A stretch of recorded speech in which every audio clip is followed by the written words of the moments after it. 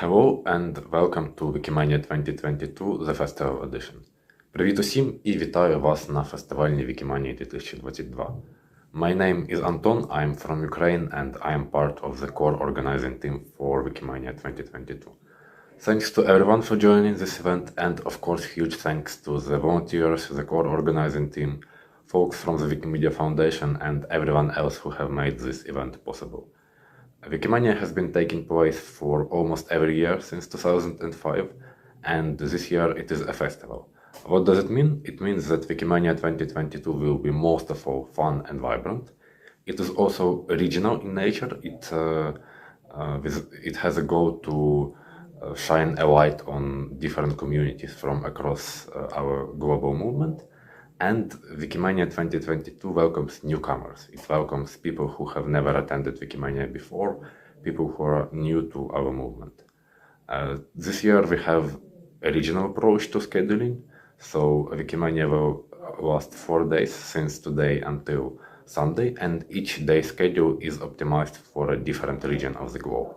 So the first day is optimized for Asia and Oceania, the second day is for the Americas, the third day is for Europe, Africa, and the Middle East, and finally the fourth and final day will be global. You can find the full schedule on Wikimania Wiki, and it is also available in Feedloop, which is the virtual platform where Wikimania is taking place primarily. Really happy to see all of you here and enjoy Wikimania 2022. مرحبا بكم في ويكيمانيا 2022 موسم المهرجان. Willkommen till Wikimania Festivalen. Hello, I'm Nanor from Arabic community and I'm part of 2022 COT. The festival edition of Wikimania increases the number of languages supported from 7 in 2021 to 13 this year, and our regional approach boosts live interpretation too. So in addition to the UN 6 languages, Arabic, Chinese, English, French, Russian, and Spanish offered all days, we have Hindi, Indonesian, Japanese for day 1, Brazilian Portuguese for day 2, and Swahili, Turkish, and Ukrainian for day 3. So on the last day, the global day, we will have all the 13 languages I mentioned will be available through live interpretation. So welcome to Wikimania 2022. 大家好，歡迎大家嚟到維基媒體國際會議2022節日慶典。Greetings from Germany. I'm Venus, originally from Hong Kong, and I'm part of the Wikimania 2022 core organizing team. I would like to introduce the art, culture, and entertainment session to all of you. This session is regionally curated and is made specially by and for our communities. The art, culture, and entertainment program is to highlight the diversity of cultures we have within our global movement. We will enjoy some content from a different region every day. Song, poetry, safari tours, cook-alongs, and other exciting bits. We can't wait to see you there. Let's enjoy the art, culture, and entertainment session together and embrace the diversity in our global movement. Hope you all will enjoy Wikimania 2022. مرحبا بكم في ويكيمانيا 2022 نسخة المهرجان. Bienvenue à Wikimania 2022 l'édition festival. Greetings to the Wikimania volunteers all over the world. I am Hossein in Turkey. I am from Tunisia and I am a member of the Wikimania COT with a special interest in programming and capacity building. The most important aim of this edition is to emphasize what everyone has done, and literally everyone has done, for the benefit of the Wikimedia movement for years. Effectively, many communities from all the continents have contributed to transform the Wikimedia project into a better space of collaboration and social good. We believe that this is worth celebrating, and that's why we adopted a hybrid that combines online conferencing with in-person events covering 63 locations in 39 countries. To allow people to discover communities from every continent, We incorporated several sessions from the in-person events into our programs through live streams. Every day, a different community will be featured through a different event, showing us what is happening on the ground, the so-called local event integrations. We look forward to having you as attendees of such spaces and to learning more about the customs of Wikimedia people from different culture and civilizations. Apoyo onobinu Wikimania memo atutumia rio kedario ikare mekwe onuokarama. Good morning, good afternoon, good evening from wherever you're joining us from for the first ever edition of Wikimania. Sandra Acheng is my name from Uganda, and I'm part of the core organizing team for Wikimania 2022. This year, there are very many fun and exciting Wikimania sessions happening throughout the 4 days. But I would like to specifically highlight sessions on the last day, that is day 4, which is happening on Sunday, August 14th, starting at 8 a.m. UTC. Some of the sessions include the future of Wikimania, where we'll have a lively discussions, plus the award show of Wikimedian of the Year. You don't have to think of missing out on these amazing sessions, which are a must attend. But also, there are exciting announcement of Wikimania 2023, and you would not want to miss out on where Wikimania will be held next year. See you all on day 4 and happy Wikimania.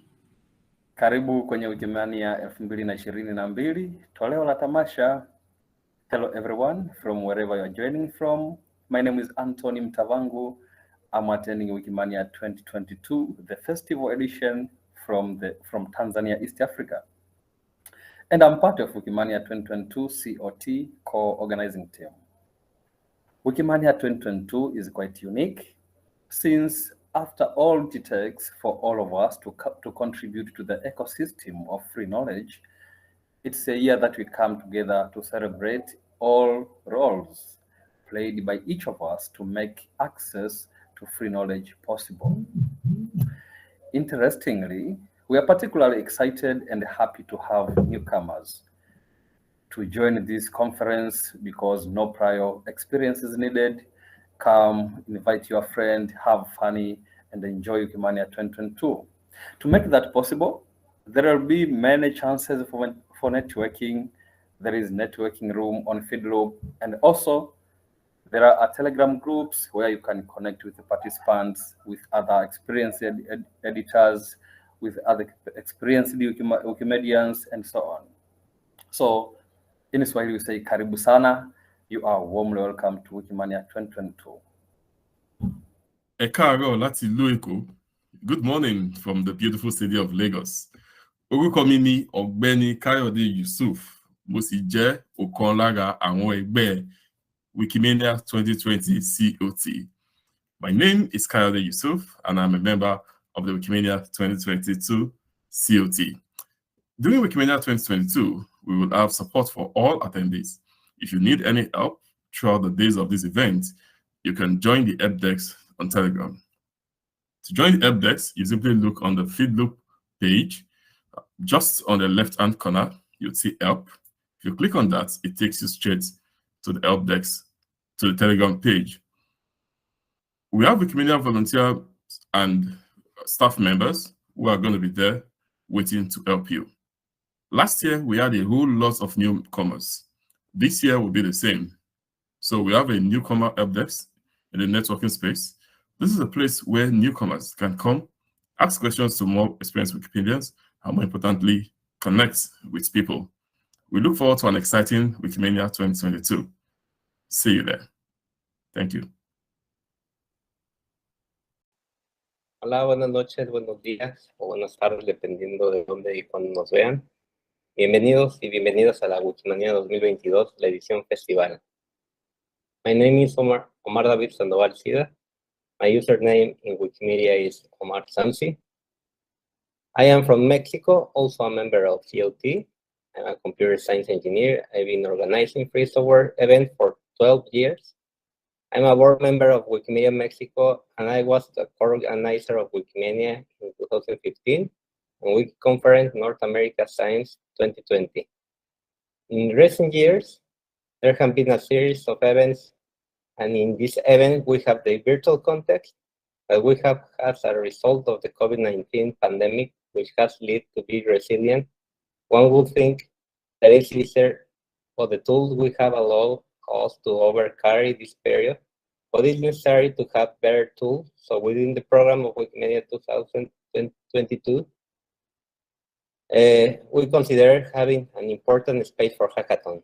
This year, I'm proud to present the Wikimania 2022 hackathon. Previously, and as a part of Wikimania 2015 organizing team, I was also part of the inaugural Wikimania 2015 hackathon in Mexico City. This year, it will take place on August 12 and 13, and it's open to everyone to work together on technical projects, learn new skills, and meet other technical contributors. Check out the hackathon page on the Wikimania Wiki for more interesting information. Hola a todos y todas, bienvenidos y bienvenidas a la edición 2022 de Wikimania, la edición festival. Hello everyone, my name is Evelyn, and I'm part of the COT of this year's Wikimania. And I'm here to speak to you about some trust and safety issues. So please remember that the friendly space policy is being applied throughout the event, and there are trust and safety volunteers throughout the event that can help you with any trust and safety issues that you might experience with the event. So remember that if you see anything, say something. So if you see any type of harassment happening in any of the platforms or in the Telegram channel or whatever space related to the event, please reach out to a trust and safety volunteer. You can identify the trust and safety volunteers because they have the safety tag next to their name. And so if you see anything, please reach out to any of the trust and safety volunteers. Or in the Telegram channels, you can also reach out to them and explain any issue that might be happening to you. So remember, if you see something, please say something. Other than that, try to have a good event as possible, and please enjoy yourselves and have a lot of fun. We have a great Wikimania waiting for you, so please have fun and be nice to each other. Bye.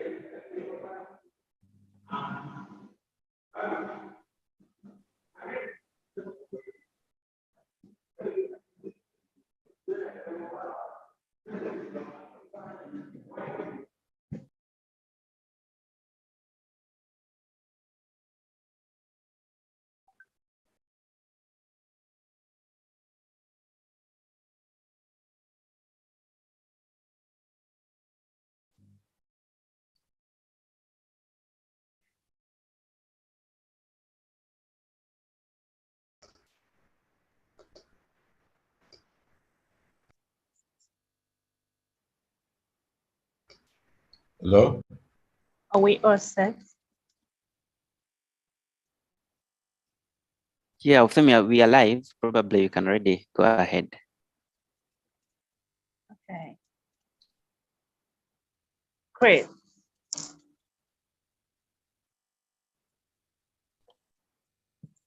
Hi, and welcome to today's section on showcasing youth diversity and inclusion through storytelling in the Wikimedia movement. My name is Euphemia Owando, one of the core team members of the Wikivibrance project.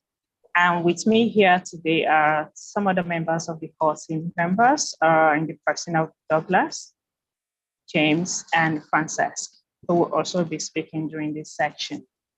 We also have an amazing pool of speakers, young speakers from different parts of the world, who will be joining us today, who joined us today as well on this section to talk about the work they are doing in their community and that of the other young people, how they are building communities in different parts of the world, contributing to Wikimedia projects. Beyond this, we are also going to be looking at our new look today. We'll be unveiling our logo today with the rest of the audience. And at this point, I would like to pass the mic to Francesc, who will be jumping in to tell us a little bit about the Wikivibrance project and her work in some regions. Thanks, Euphemia, for this kind introduction. I will start with a little of a personal story. I was one year ago, I was in my town, like, it was holidays. And that girl here, Euphemia, she had an idea. Her idea was to celebrate the International Youth Day in the Wikipedia movement. I mean, it wasn't an idea that started in August that year, but it was August that year when we started. We tried to, well, she asked me some collaboration in this project, and I was very kind to participate, just as my partners here in the core team. And we started with that adventure, which was to make an event and a campaign to celebrate International Youth Day. The celebration of the International Youth Day, I have here some notes. We held it the 12th and the 13th of August. It was online via Zoom, of course. And we have 71 registered participants, which are very good numbers, being the first time that an event of such characteristics was made in our movement. And everyone edited on articles on agriculture, food, water, plus climate change. Those were the topics that were related to the International Youth Day in 2021. And of course, we must add that we had some logistic help with using Zoom and, with the event coming from Wikimedia Austria, Wikimedia Österreich, which, well, we are very grateful for everything that they did that very first year.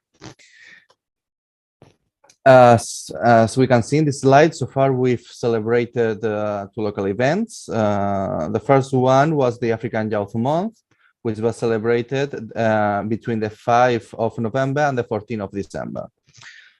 That event, it worked as everything in the Wikivibrance works. I mean, there are some local events, there are some formation from experimental Wikimedians to people who are coming to our community. And the African Youth Month last year was centered on the 4 E's: education, employment, entrepreneurship, and engagement. We had 6 countries participating: Rwanda, Uganda, Tanzania, Nigeria, Kenya, and Ghana. And well, it was the first step that we as Wikivibrance team made, and it was a success. The last event so far that we have celebrated was the European Youth Day. We celebrated the 2nd of April. We celebrated it in Valencia in partnership with the IVAG, the Valencian Institute of the Youth. And in this case, we had a format. It was going to be an in-person event. Unfortunately, the war in Ukraine made that we had to make some changes and switch into virtuality. And it was more focused in a conference format, focused on education.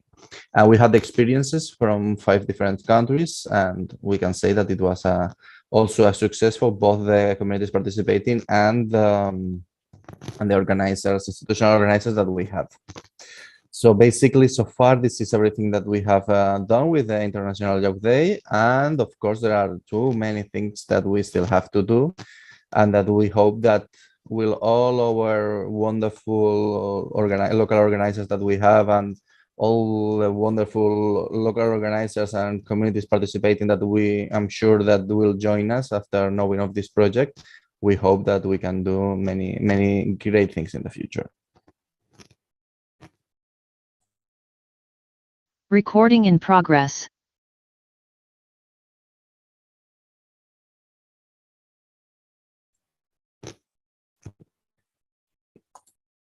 Now we should give our voice to Euphemia and Douglas, who will talk us about the international events that are already being prepared.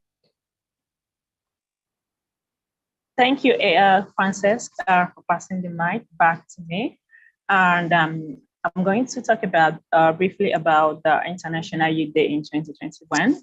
Just like Frances previously mentioned, where we had about 70-something people who joined us from different parts of the world, from Africa, from Europe, from the US, and from Asia. And because we were starting out as a first time, we are focused on trying to understand some of the challenges that young Wikimedians face in the Wikimedia movement, and how they can be better supported in doing the work they do. So we had some form of panel discussions with some young people in the movement who have notable achievements having these discussions, and it was really fruitful. And also understanding that the project was something that young people were very excited to have. And this year, we are even doing it bigger and better. But Douglas here is going to step in to tell us how we are doing it this year. Over to you, Douglas.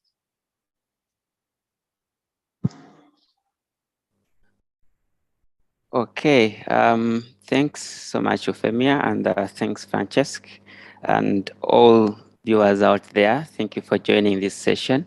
I'll first start with a brief story as well, just like Francesc. So Wikivibrance, just like Francesc mentioned, last year is when I came across Wikivibrance. It was actually via the African Telegram mailing list, where Euphemia had posted about events happening for the International Youth Day. And I really saw a vision for Wikivibrance, because it was something that was quite unique, that didn't happen, or that was not happening within the movement. And then if it was happening, we didn't actually know details about that within the Wikimedia movement. So that's when my journey started, and I'm quite new to the core team for Wikivibrance. I just joined in May this year officially, but we have held activities since 2021. And for this year, 2022, the International Youth Day is being celebrated under the theme of creating a award for all ages. It was officially commemorated yesterday on 12th August, and it really is something that links to what we do as Wikimedians and what we want to do in the future. Because young people are the driving force for change, and we really need to celebrate them on such events, and also celebrate their achievements. So this year, we've had a drive for Wikimedians to celebrate their own local events with the support of the Wikimedia Foundation. Some of the communities that have participated have applied for support from the foundation through the community resources team. And we have a meta page that we'll share probably in the Etherpad. But yeah, there are very many communities that are doing activities in regards to youths this year. And I'll right ahead, I'll showcase some of them that are going to share with us what young people are doing within their communities. So we cannot disintegrate the community, because we are one people with a common vision. And by that, I mean, like connecting this to the theme, we are creating a world for all ages, be it young people, be it those that are beyond their youths. We cannot disintegrate the community, but we can collaborate and work together. And that is also one of the reasons why we are coupling young people and also experienced Wikimedians to support activities and initiatives of youths. Because if you look at the landscape of the movement, you realize that there's a mixture of young people who are in their young ages, those who are in the middle ages, and those who are at the peak of their youths. Even when you look at most affiliates, like 50% are composed of youths. Like already from the example of the core team for Wiki Vibrance, we have a mixture of people who are in their early stages of youths and people who are in their late stages of youths. So we can only work together, and we can't disintegrate the community because we are one people. And then lastly, usually there's a traditional connection to youths to the sustainable development goals, which is fine. But also what we'd like to do as Wikimedians is connect the activities of the young people to the future of Wikimedia. And most of us might be aware about Wikimedia 2030. And if you look at the vision that we have as Wikimedians, by 2030, there will be definitely a large number of youths within the movement. And also, like by 2030, the basis for the future that we want to create would have been created by the current youths that we have today. So that is the reason as to why we are celebrating the International Youth Day, and looking at intergenerational solidarity. So youths today will be adults in the future, and we can only collaborate and work together. In the next slide, I would like to introduce some of the members that have been spotlighted to share with us the work that they are doing within their communities. Yes, so next slide, when you see your name, I'll invite Romeo. Romeo, if you're there, please go ahead and share with us the work that is being done within your community. Thank you so much. All right, thank you so much. I'm super excited. I don't know, can you get me? I don't know. All right, amazing. So thank you so much. I am from the South Sudan, the Wikimedia user group community here in South Sudan. And on this day, we're super excited that actually we are being part of this amazing Wiki Vibrance program, which is going to be able to showcase what the youth independently are able to do as far as it comes into, what the youth are doing in solving local community problems or even community issues, and how they're using Wikimedia as a whole to be able to cover up issues concerning like the content gap and issues concerning a lot of stuff. I come from a country that has had a very serious history of war and a history of instability, and hence giving us a very large gap of a lot of things in terms of its own infrastructure, even data itself, even content online. When you come and search stuff about South Sudan, really there is almost little about it. But this kind of a spotlight where we bring in youths to come together, and I'm excited right now as a young, I would even love to show you the number of youth that are right now in the room watching this and ready to be part of this amazing movement to just write and fill in the content gap that is missing about South Sudan. So super excited, man. I don't know that we could even have such kind of energy from a history whereby we have been within war. Right now we have an economic crisis and all that, but we have a lot of youths that are ready to create impactful change by doing this. So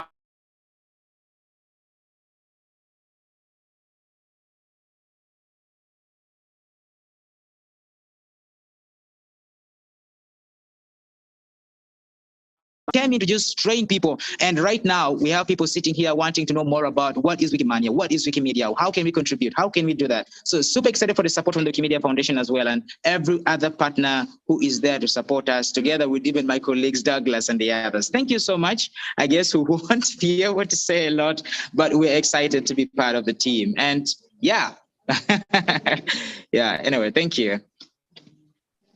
All right, that's great to hear. So that is actually the essence of Wikimedia, like bringing on board new and underrepresented communities, and good enough, like youths are very excited. Thank you for the story, Romeo. So Terry, go ahead. You can use, maybe try to use like around 2 or 3 minutes, and then when you're done, the next person will be able to present. Over to you, Terry. Hello, everyone. My name is Teresia Boke. I am from the Wikimedia Community User Group in Kenya. And this is my second Wikimania to attend. And it's been so exciting for me for the last 2 years when I joined the Wikimedia Community User Group in Kenya. Previously, I really never used to interact so much with Wikipedia. Until recently,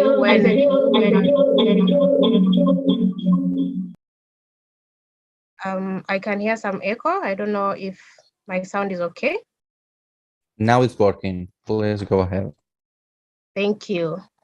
So what I'm doing in the Wikimedia Community User Group in Kenya is that I am a Wikipedian, first of all, and then also in the social media space, I am the one who is curating content for our Twitter page and also managing the page.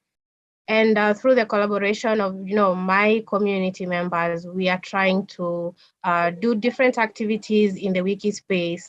For instance, my community has tapped into the creativity of young people in Kenya to mobilize for change in shrinking the gender gaps in Wikipedia.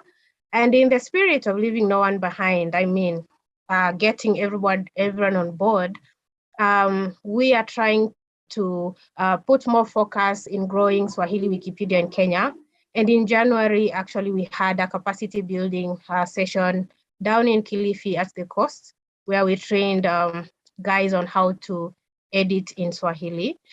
And also we are trying to enhance digital literacy skills through the Wikipedia editing trainings. For instance, in April, we had sessions with about 100 young girls who are techies with an organization called Akira Chicks that is leading in female tech talent in Africa. And we empowered them on how to, not just consume Wikipedia content, but also to create and contribute towards growing this movement. We have taken part also in photo walks, for instance, Wiki Loves Monuments. We've done workshops in person and virtually. And this year, big for us was the Wiki for Human Rights workshop, which we launched.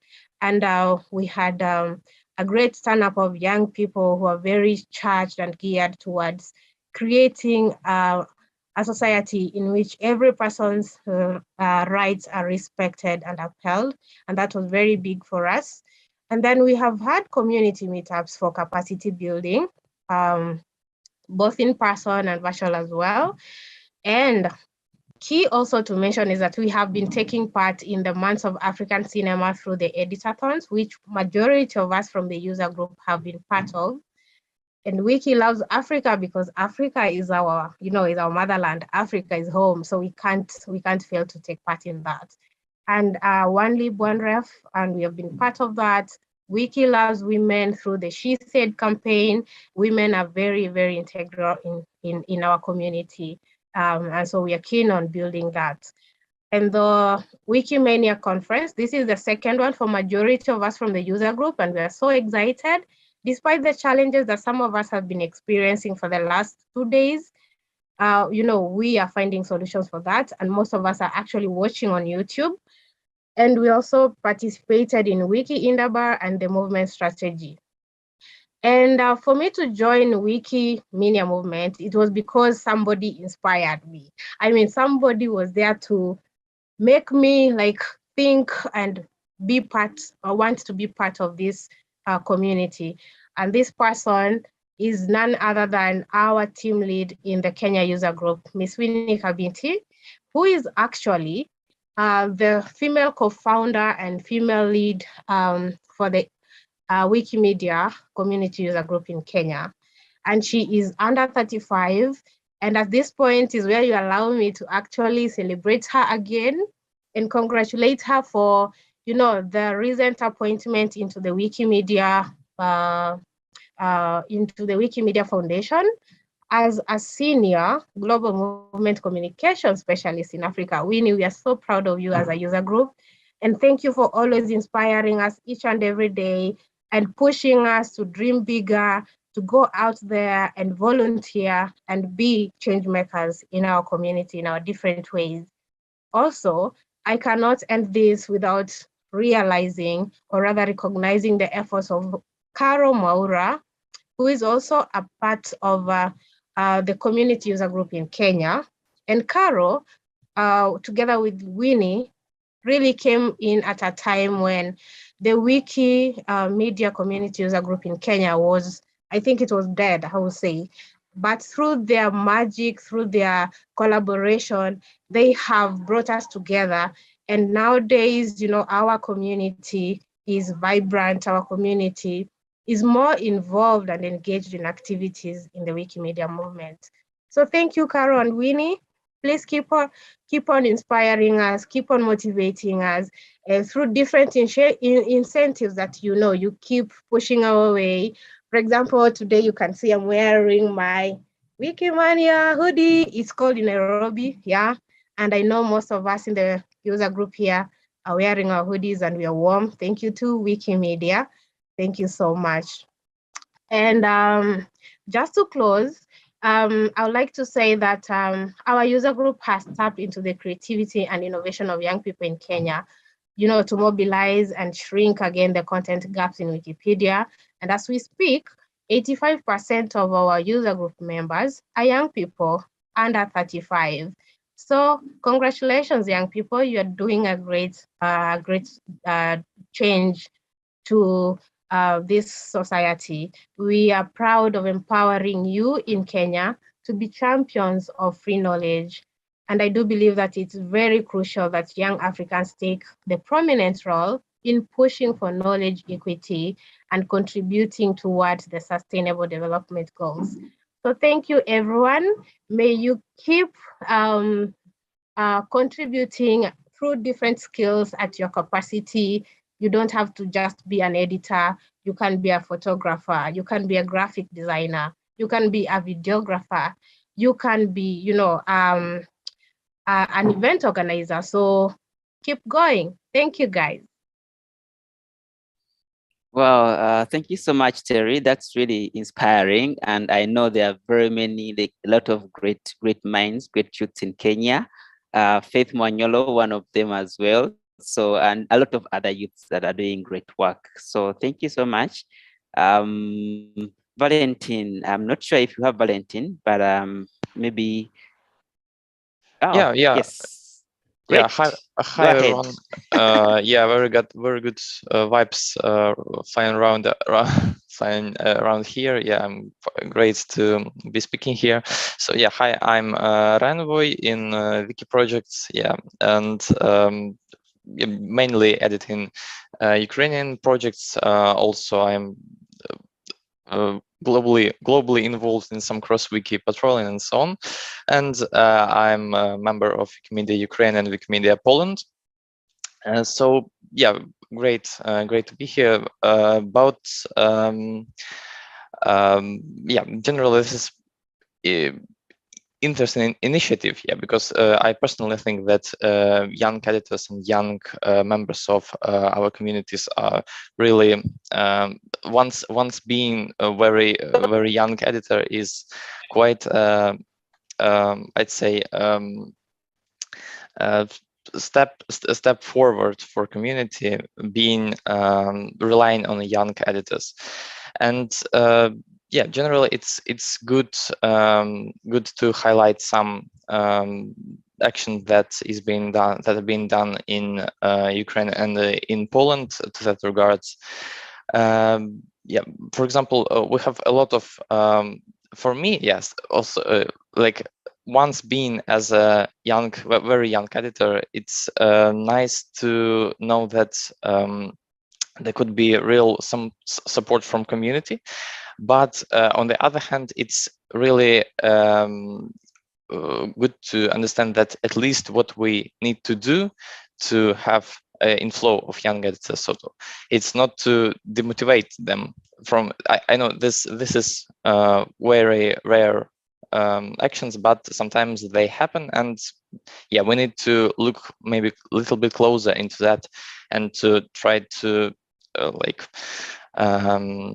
eliminate even the most these rare examples of such, because yeah, many prominent members of communities are really of young age. For in Ukrainian community, I can highlight the recently very active user, that is Vitaly 1500, that is being crashing, that has been crashing the good articles project. He's very good editor of very young age.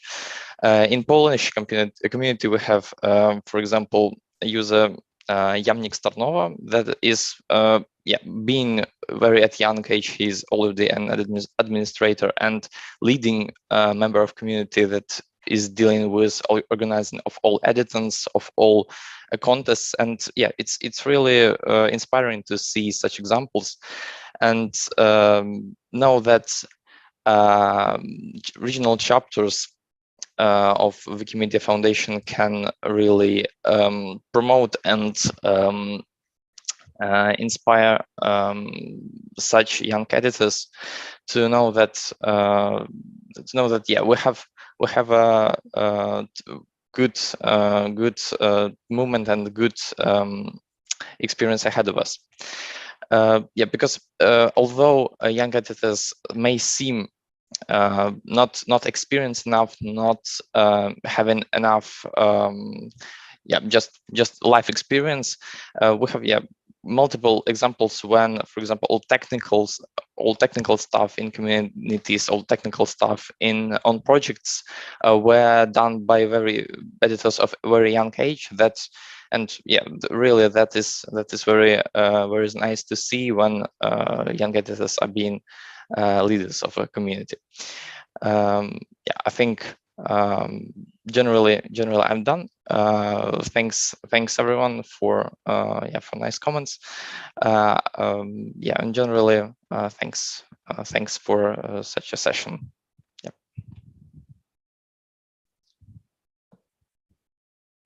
Wonderful, thanks Valentin. I think we'll continue with our flow since we are almost left with less than 20 minutes to wrap up. So Nada, please take it away. Hello, everyone. My name is Nada Al-Farra. I'm a doctor from Palestine. I'm a member of the Wikimedia Levant user group and Wiki World Heritage. Well, I started my Wikimedia journey back in 2018. I had some interruptions in this journey, but the only constant thing was that I want to continue, I want to improve as a Wikimedian, and I want to spend more time to spread and share this improvement. I was just an editor when I started this year, and now I am on the Leadership Development Working Group, where I get to participate in the actual implication of the sixth recommendation of the movement strategy that endorses investing in skills and leadership development. I have invested in my skills and other colleagues, other Wikimedian colleagues' skills by coordinating multiple workshops to document Levantine authors' works in featured lists on Arabic Wikipedia. Each list has exceeded 80 published books and articles. I have also guided members to translate translate pictures and photos and uploading them to Wikimedia Commons. I have co-organized Inter-Wiki Women Collaboration 2020 workshop with my Wikimedian friend Nanur. We actually co-organized a lot of workshops together that was directed to newcomers and build capacity and fill gap in Wikipedia content about women. What I most admire about my journey is that it made my free time eventful. It expanded my comfort zone and helped me encounter young, promising people in each edit I made, and made me want to contribute more and have more people from my community in the movement, as it's a place for everyone. So that's basically my journey, and I hope everyone have an eventful journey in their Wikimedia journey and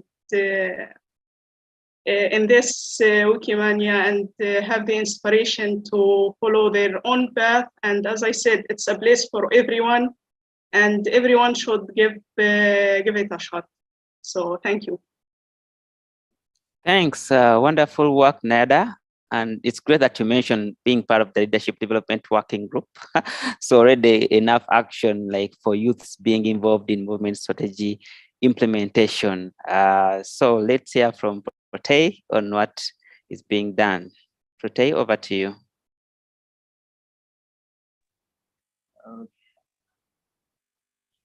Thank you, Seth Douglas.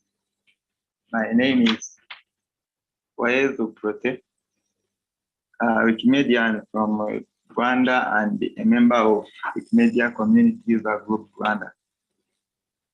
I'm happy to speak with you, everyone. I'm also the local organizer of the Wiki Vibrance this year.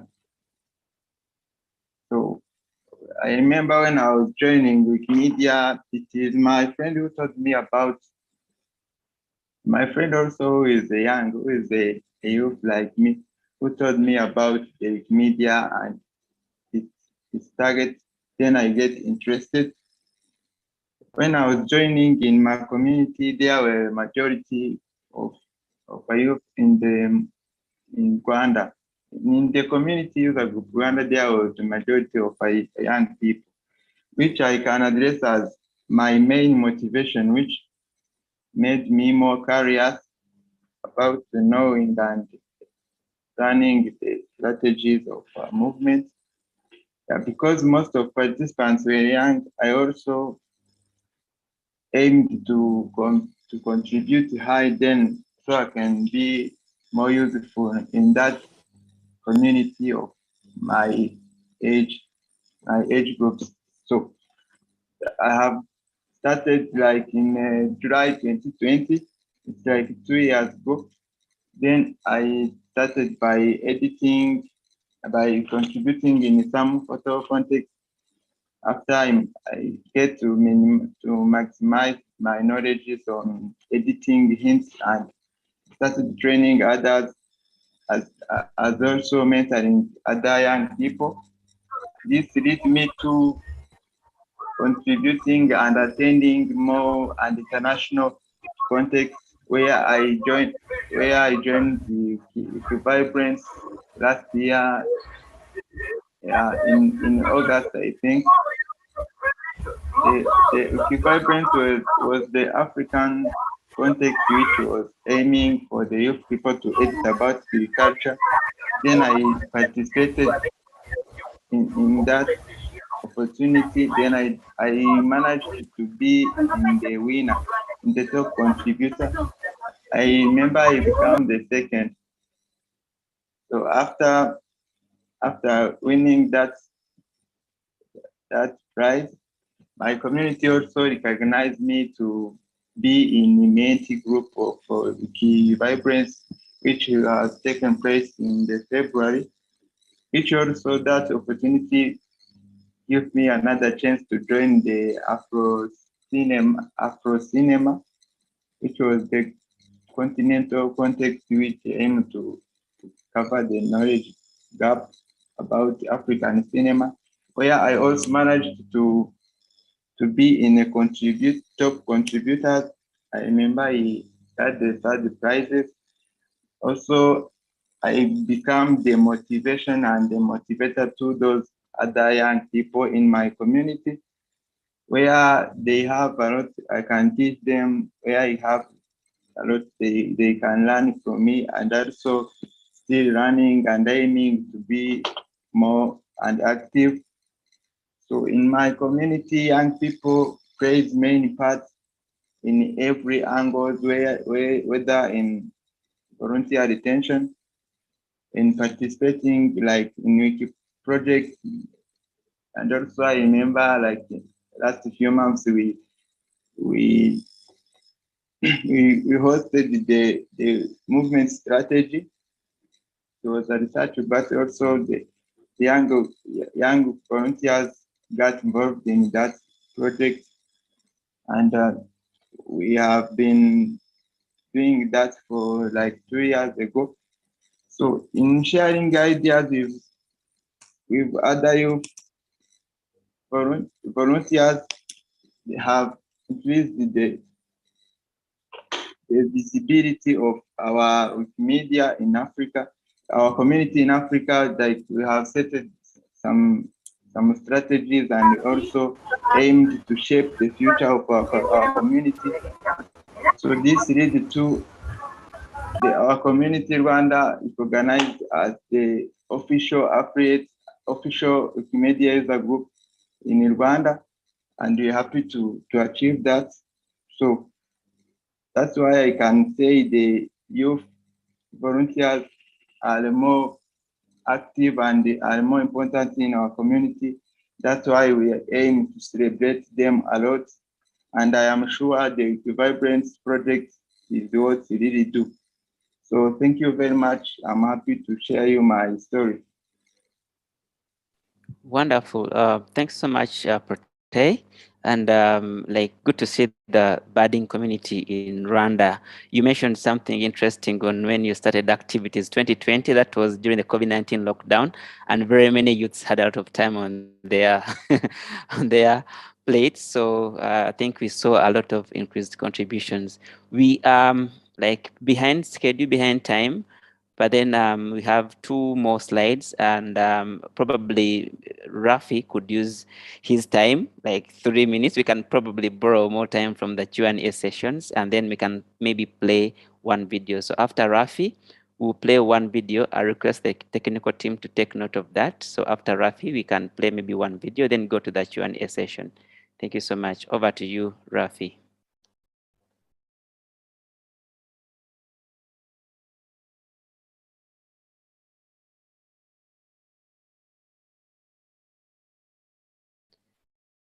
Rafi, are you with us? Are you there?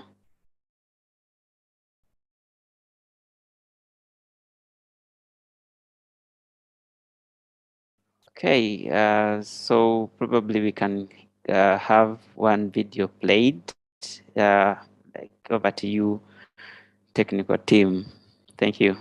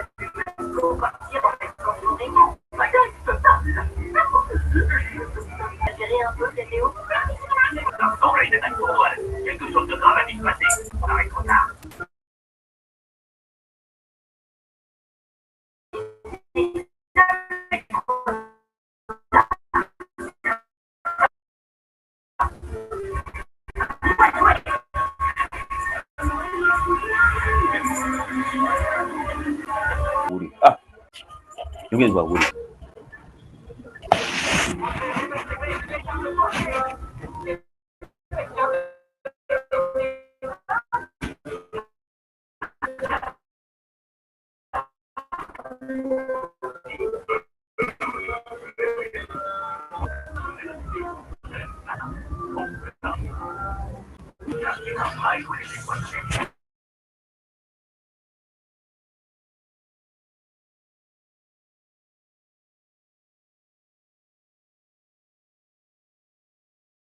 to encourage all youth to be part of this growing movement. So thank you, Wiki Vibrance Project.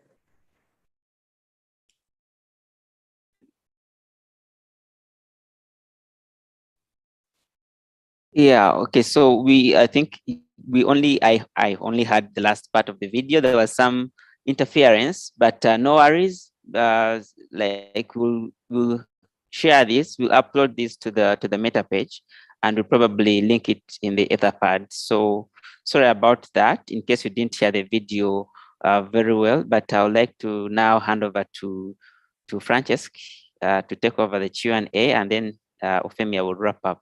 Thank you so much. Over to you, Francesc. Thanks, Douglas. Well, we are a little bit short on time, but I know that there are some questions in the chat. So if anyone wants to make those questions, let's say by voice, now is the moment. So please make a comment in the chat and we can invite you to make your questions.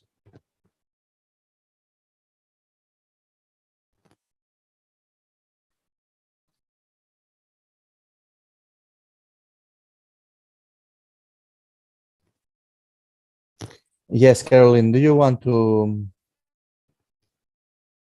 make your question publicly, or should I read it? Sure. Hi, can you hear me? Yes, we can. I just wanted to ask two questions. One, what are the challenges like the user groups are facing around all those who have presented? Then again, how are they keeping the young people to continue being on Wikipedia? You know, sometimes we face the issue of people will come one day, do something, then they leave. How do you keep them going in the community? Thank you. Thanks to you for your question. I believe that will be better if our local organizers, so perhaps somebody else can answer your question. Just to give some time to somebody to step in, I will share my thoughts. When it comes to the challenges for the communities, I believe that, I mean, one challenge, there are several challenges. One is, you know, very related to leadership development, of capacity building, etc. And in order to, you know, to mind a little bit on the gap, yeah, we must say that there are, I mean, this year we have already put that in practice. We have implemented some grants for local organizers so we can help them to, you know, to prepare things with time and without worrying on other things, etc. That's on one hand. On the other hand, when it comes to engaging young Wikimedians, well, as we say here in Valencia, every person is a world. So, I mean, this is something that can change a lot from a person to another. I can say that, you know, especially there are one specific kind of Wikimedians, which are the natural-born Wikimedians, according to a research that was done by the Wikimedia Foundation a couple of years ago. And let's say that the people who are born Wikimedians, that people who are very, very passionate on free knowledge, etc., because this is an event of the movement, we are a very specific breed of person, of people. And I believe that that's difficult because sometimes it's very difficult to find the specific person, the appropriate person to dive into Wikipedia and to enjoy this passionate platform. But as I said at the very beginning, I believe that to give a more specific and non-philosophical answer, I believe it's better to bring it to anybody else. So I don't know if Euphemia can add something, as she was the person who started with all this initiative. If she can provide a more specific answer.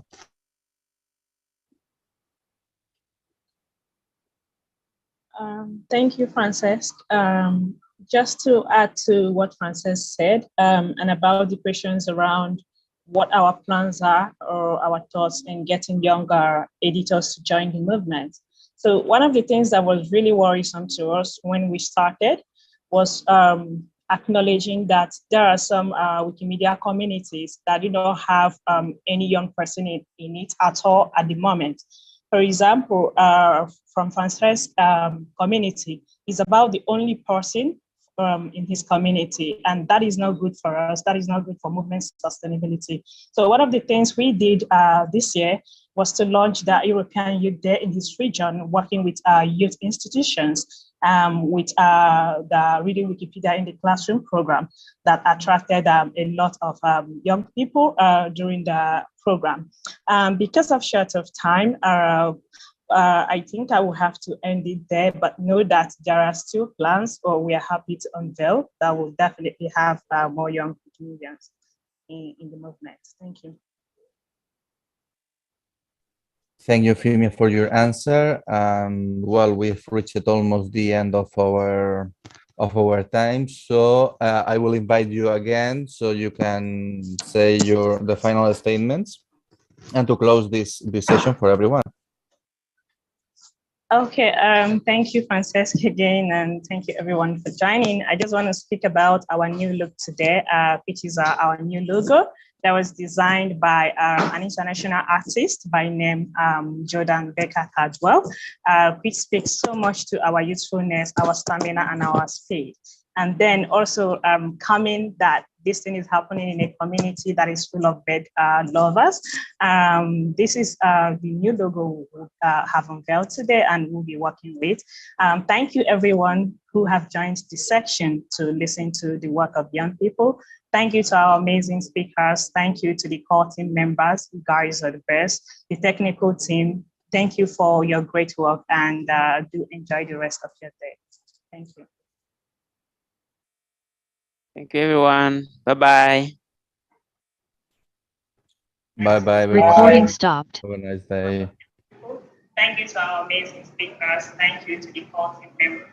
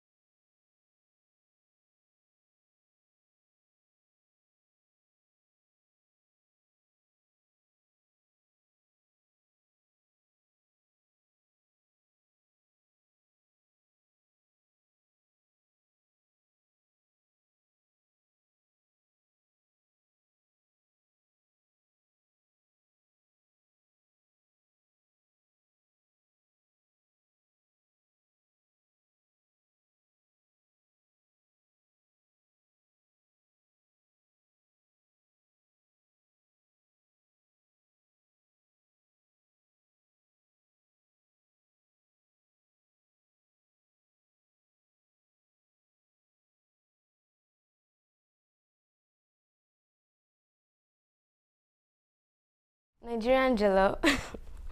I love Nigerian jollof. Nigerian jollof. Udu.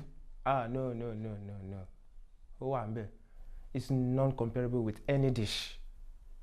Nigeria is a country blessed with diverse cultures, traditions, people, and history. One of the most important factors that make Nigeria unique is the diversity in culture, especially cuisines. One of the most important cuisines Nigeria has given to the world is Nigerian jollof. Hello everyone, my name is Ayodele. People call me Chef Ayo. And together today, we are cooking Nigerian jollof rice. Nigeria jollof rice is very tasty and popular, and it is a classic cuisine.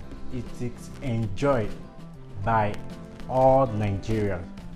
And now, these are the ingredients we are using to prepare Nigerian jollof rice. This is my rice, tomato paste, full seasoning, pepper. This is my onion, garlic and ginger, vegetable oil, and salt to taste. All right, we first parboil our rice.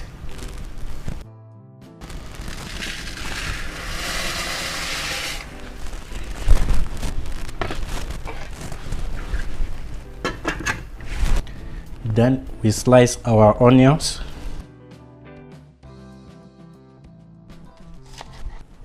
Well, I love to cook Nigerian jollof rice because it's so tasty and nutritious. It's enjoyed by everybody and it is very popular. Now the rice is parboiled.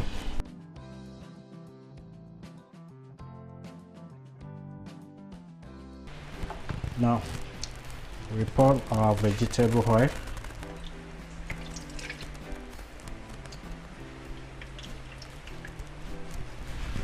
And we will wait for the vegetable oil to heat before we pour our onions.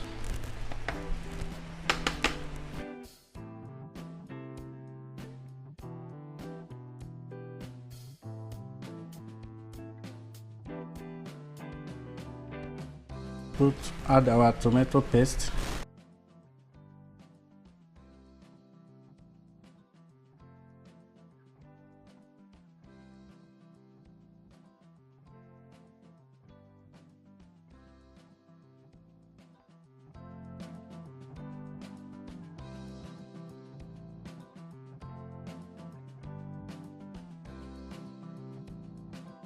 The next thing is to add our blended pepper.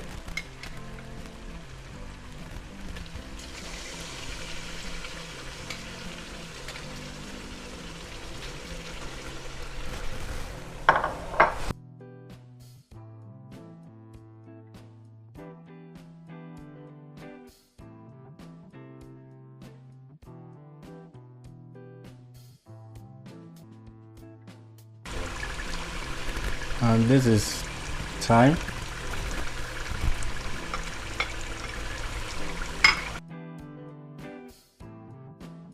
This is full seasoning.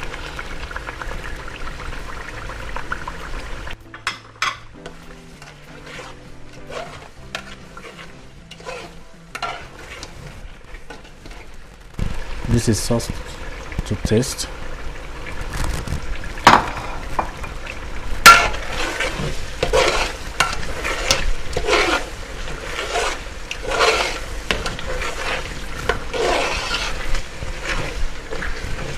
And now we will add our chicken broth.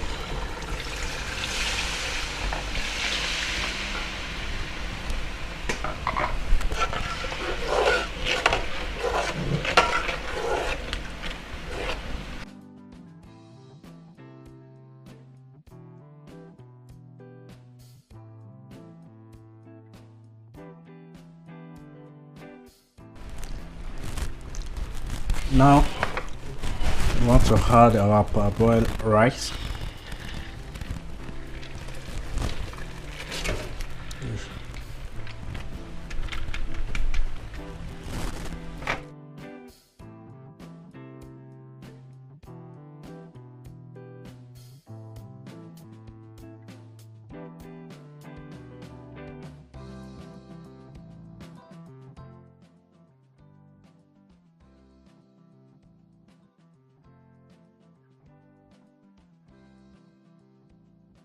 I love Nigerian jollof because, first of all, the taste, the aroma, the smell, even the kitchen process.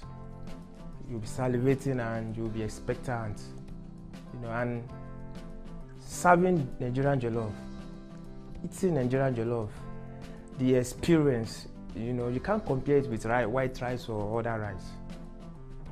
And the nutritional value that is attached to Nigerian jollof, it's different from other jollof. We have some other country jollof, but Nigerian jollof, you still cannot compare it with any other dish. It's different. I love Nigerian jollof rice because it's very tasty and delicious. Nigerian jollof rice is a very common dish in Nigeria. Well, Nigeria is blessed with multiple tasty dishes, but Nigerian jollof rice is one dish that unites Nigerians from the east to the south to the north to every other part of Nigeria. And there's this special thing about Nigerian jollof rice. In any occasion or festive season that you don't see Nigerian jollof, you should know there's a problem, because it's something that you must find in any party. You always see it. You always see them serving it. Even if you go to a party and they will ask you food, the first dish that will be mentioned to you is, I need jollof rice. We have jollof rice. That's the first thing they will mention. They'll put to you before they even bring any other dish along. I remember then growing up, and the only time we usually eat Nigerian jollof is, maybe Christmas or New Year, or if there's any festival. But now, the narrative have changed, but now we can eat Nigerian jollof anytime, anywhere. But because of this uniqueness of this dish, it gives us that speciality, sets apart from every other dish. All I can say now is Nigerian jollof is my favorite food.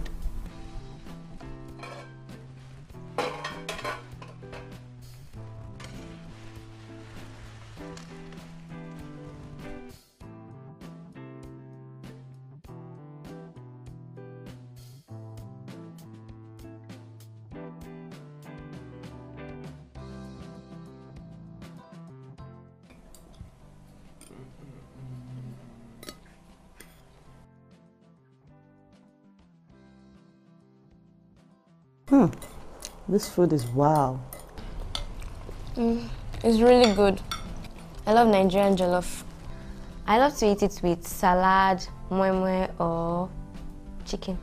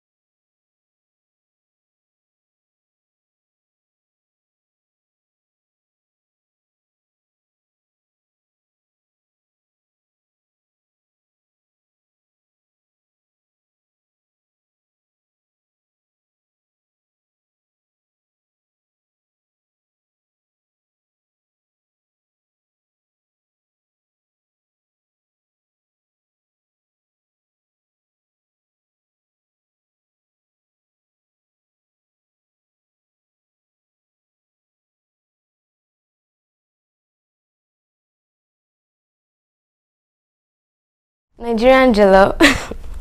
I love Nigerian jollof. Nigerian jollof. Upo. Udu. No. Owambe. It's non-comparable with any dish. Nigeria is a country blessed with diverse cultures, traditions, people, and history. One of the most important factors that make Nigeria unique is the diversity in culture, especially cuisines. One of the most important cuisines Nigeria has given to the world is Nigerian jollof. Hello everyone, my name is Ayodele. People call me Chef Ayo. And together today, we are cooking Nigerian jollof rice. Nigeria jollof rice is very tasty and popular, and it is a classic cuisine. It is enjoyed by all Nigerians. And now, these are the ingredients we are using to prepare Nigerian jollof rice. This is my rice, tomato paste, full seasoning, pepper. This is my onion, garlic and ginger, vegetable oil, and salt to taste. All right, we first parboil our rice.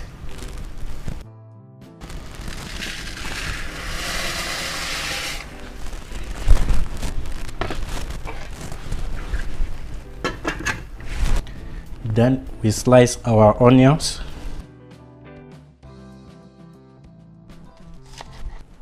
Well, I love to cook Nigerian jollof rice because it's so tasty and nutritious. It's enjoyed by everybody and it is very popular. Now the rice is parboiled.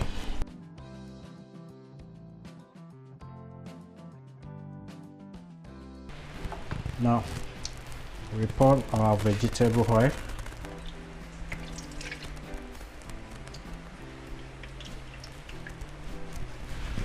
And we will wait for the vegetable oil to heat before we pour our onions.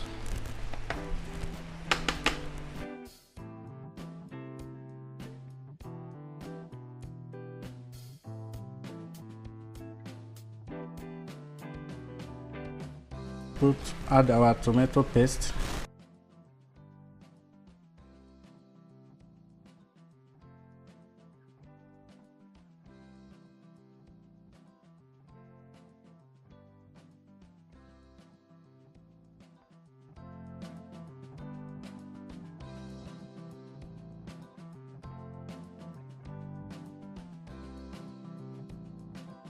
The next thing is to add our blended pepper.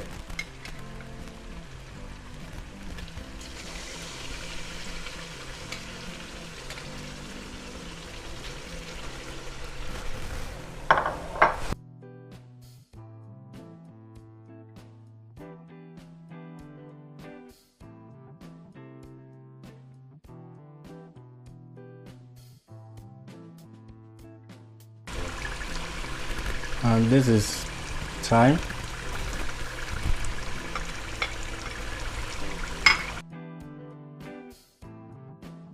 This is full seasoning.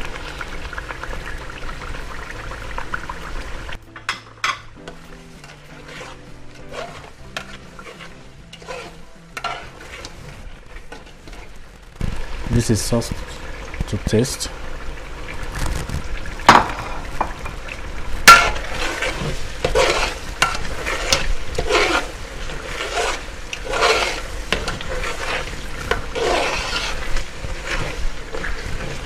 And now we will add our chicken broth.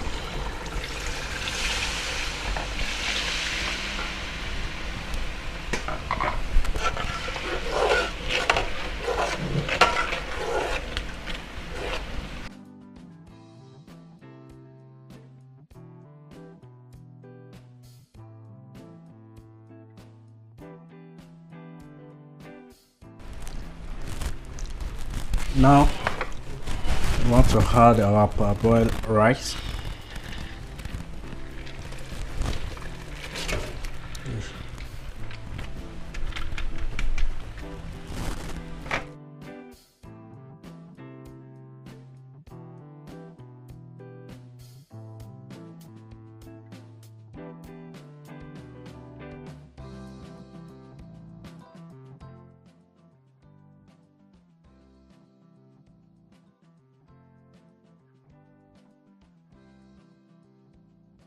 I love Nigerian jollof because, first of all, the taste, the aroma, the smell, even the kitchen process. You'll be salivating and you'll be expectant, and serving Nigerian jollof, eating Nigerian jollof, the experience, you can't compare it with white rice or other rice. And the nutritional value that is attached to Nigerian jollof, it's different from other jollof. We have some other country jollof, but Nigerian jollof, you still cannot compare it with any other dish. It's different. I love Nigerian jollof rice because it's very tasty and delicious. Nigerian jollof rice is a very common dish in Nigeria. Well, Nigeria is blessed with multiple tasty dishes, but Nigerian jollof rice is one dish that unites Nigerians from the east to the south to the north to every other part of Nigeria. And there's this special thing about Nigerian jollof rice. In any occasion or festive season that you don't see Nigerian jollof, you should know there's a problem, because it's something that you must find in any party. You always see it. You always see them serving it. Even if you go to a party and they will ask you food, the first dish that will be mentioned to you is jollof rice. We have jollof rice. That's the first thing they will mention. They'll put to you before they even bring any other dish along. I remember then growing up, and the only time we usually eat Nigerian jollof is, maybe Christmas or New Year, or if there's any festival. But now, the narrative have changed, but now we can eat Nigerian jollof anytime, anywhere. But because of this uniqueness of this dish, it gives us that speciality, sets apart from every other dish. All I can say now is Nigerian jollof is my favorite food.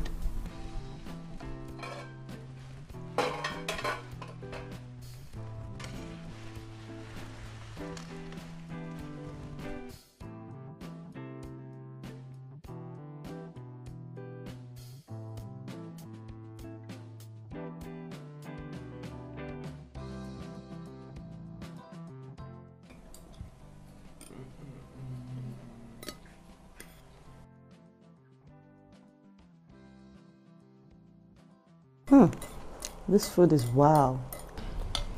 It's really good. I love Nigerian jollof. I love to eat it with salad, moi or chicken.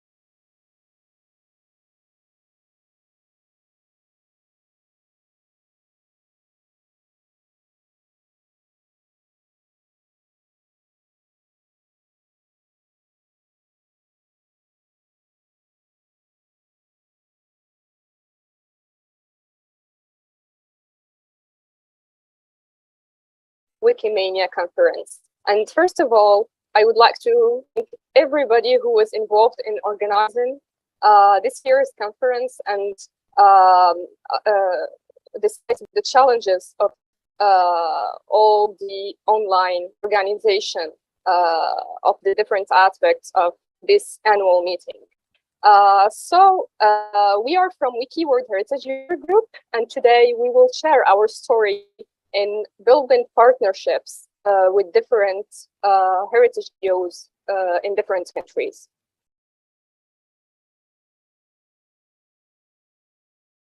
So, greetings from India and Morocco. I am Nassima Shahboun. I am an architect and Wikimedian from Morocco, and I am the chair co-founder of Wiki World Heritage. Hello everyone, I am Khushi Shah. I'm a conservation engineer by profession, and I recently joined Wiki World Heritage as the Wiki World Heritage Coordinator.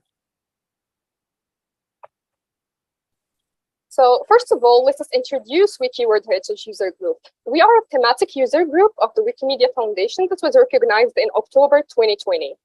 Our aim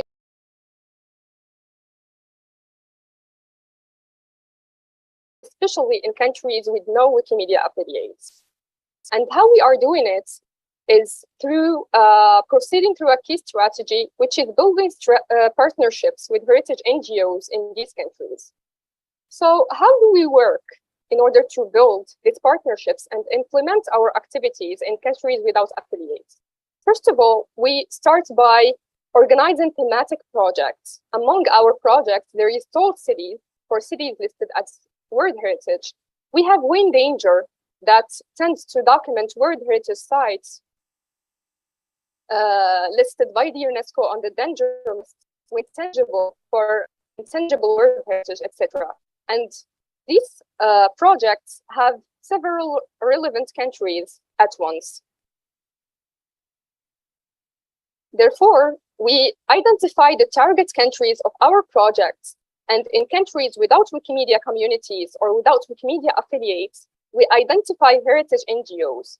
And of course, we get in contact with these NGOs in order to present the project, present what the movement is, and try to discuss the different details of these projects in order to adapt it to the local context.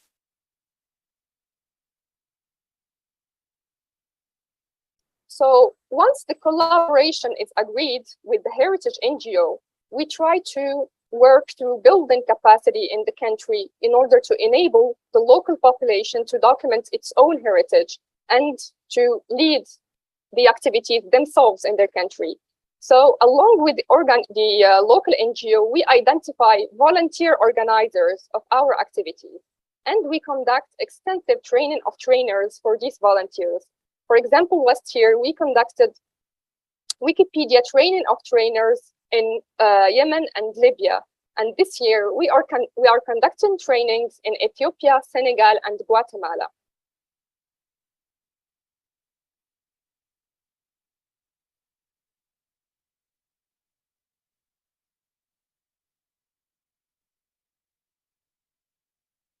Either it is in person or online, and the editathon is led by these volunteers, not by the members of Wiki World Heritage.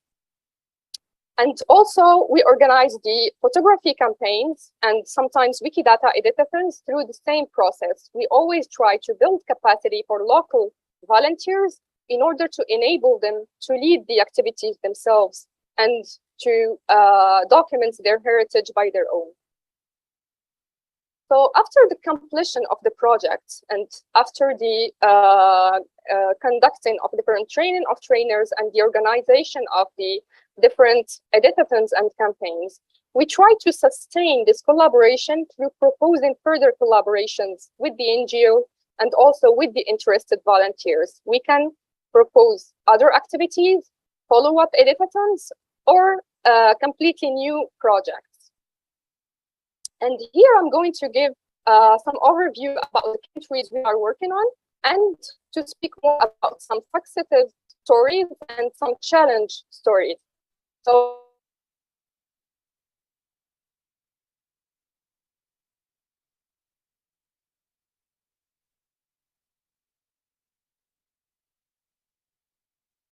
currently working with NGOs from Ethiopia, Guatemala, and Senegal.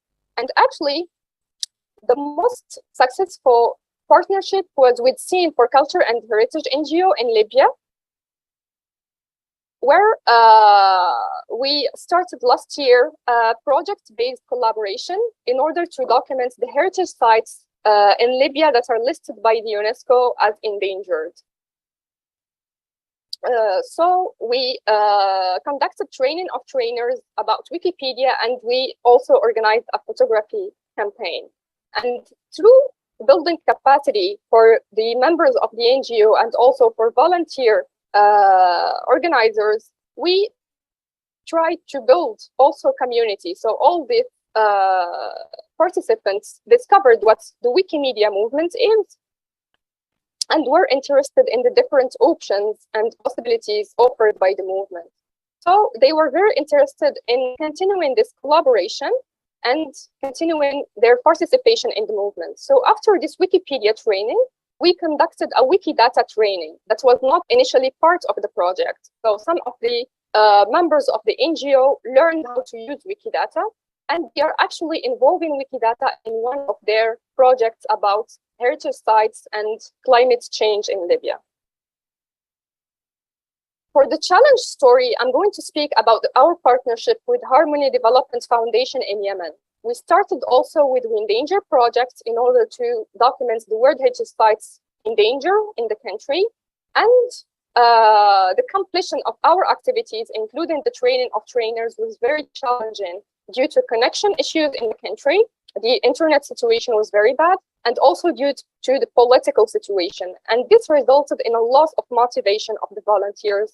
So they couldn't continue contributing to the different wiki projects after the completion of Windanger. So what we learned from this experience? First of all, we should try to find partners with a similar vision. There are many heritage NGOs that are interested in different parts of heritage preservation. But it was important to find NGOs that are interested in heritage documentation so they can be motivated. Then we use relevant examples to introduce the wiki movement to them. For example, through trying to shed lights on how Wikidata or other projects can improve their ongoing projects. For example, how they can use Wikidata for interactive mapping of their heritage sites. And of course, we think about incentives like certificates, prizes, and acknowledgement through publishing articles on our website about these activities. And then in-person meetings are very important in order to create some friendly relationship with people and increase their interest in participation.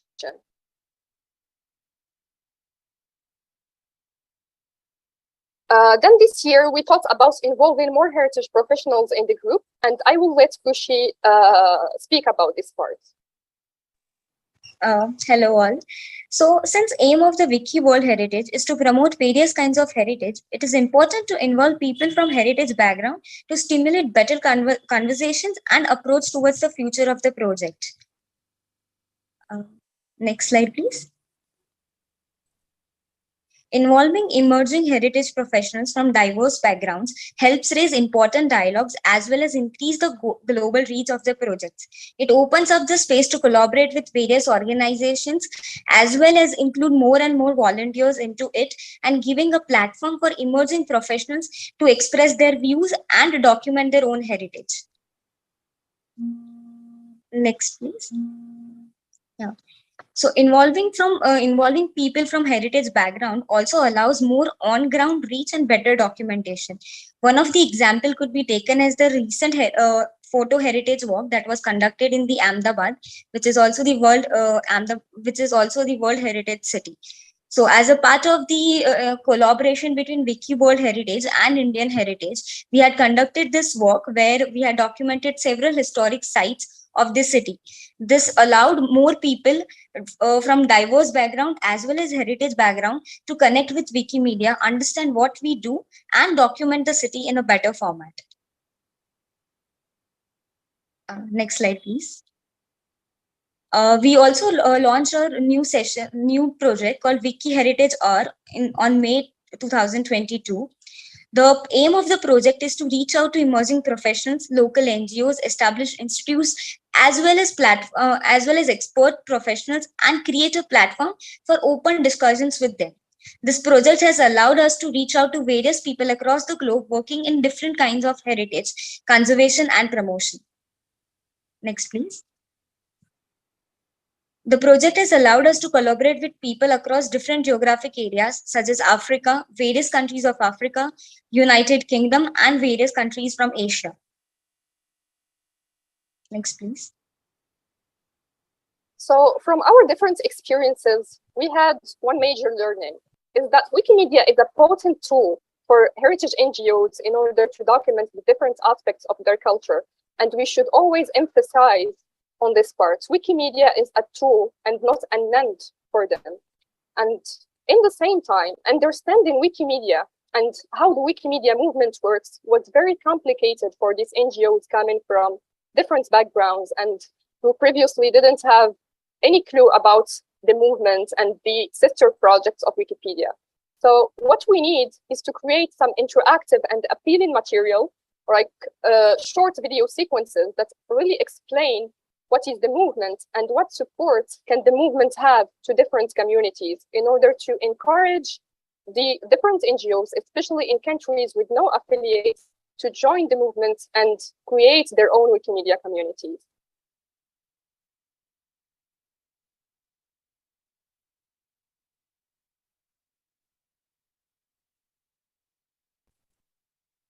So if anybody has any question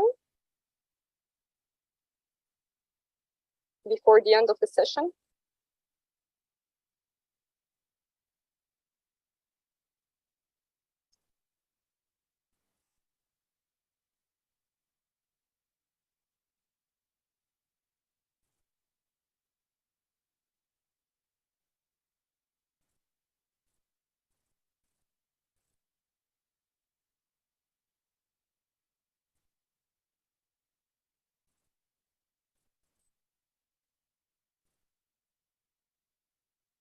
So from our previous experiences, we would like to invite and encourage the Wikimedians from different countries and also the foundation to think about how to explain in a very simple, practical, and appealing way what the Wikimedia movement is and what is its contribution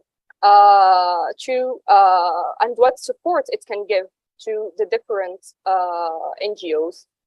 So we have a question: how many heritage and non-profit organizations exist? Actually, we don't have the exact number of heritage NGOs as we have an international scope, so we don't have a limited geographic scope. But what we can say is that in every country, there is at least one heritage NGOs that is interested by the documentation aspect and the involvement of the local community.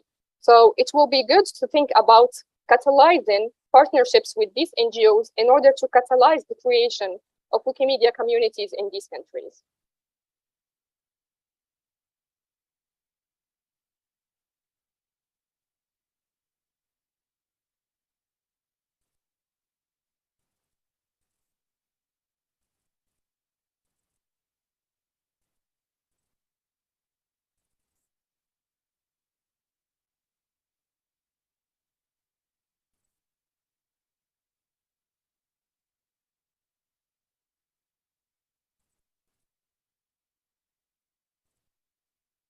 Recording stopped.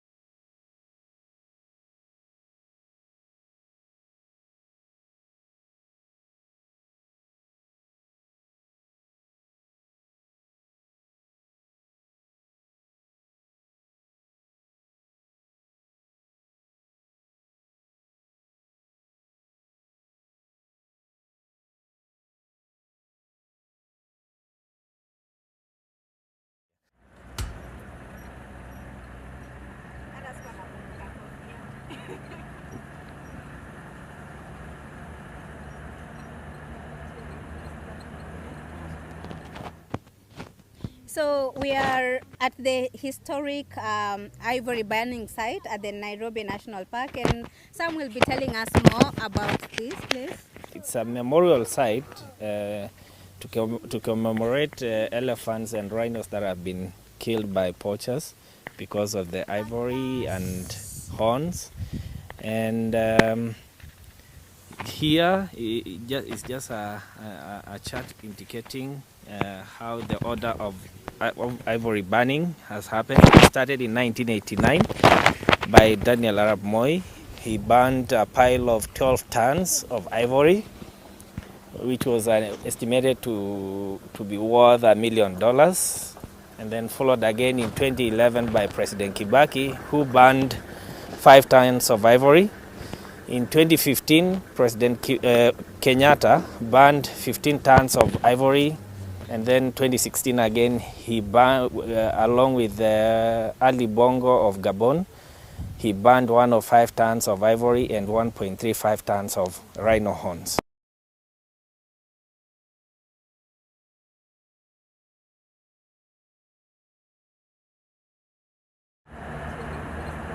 One nice thing about getting a game drive at the Nairobi National Park is that you can have a few minutes to sit down and just chill and get to feel good about the environment. There are 3 places where you can get to chill out and sit. So currently we are at the Impala picnic site, where we just want to have a few meals here, get to talk, get to bond, play a few games.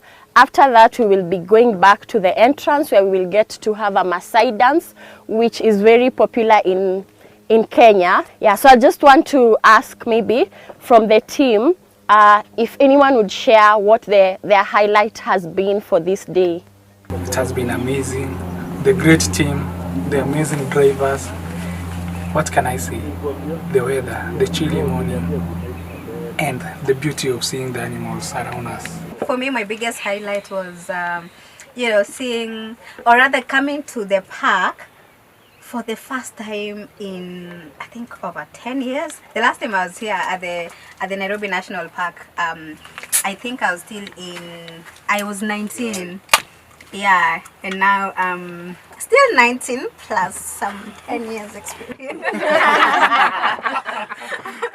Yeah, I saw my highlight was just seeing like how vast this park is, because when you talk about it you don't realize how big it is, and especially since we are always within the city, skyscrapers all over, but I'm here in the middle, I can't see buildings. I'm like, yeah, okay, interesting. Yeah, and then I also got to see lions, and it's amazing, even how the tour guides can tell like this lion is a brother to that one. I found that fascinating. I don't know about you guys. And then also how they get to tell if this is a male impala, this is a female one, if this other one is pregnant. Yeah, and also maybe something that we also need to mention about this park.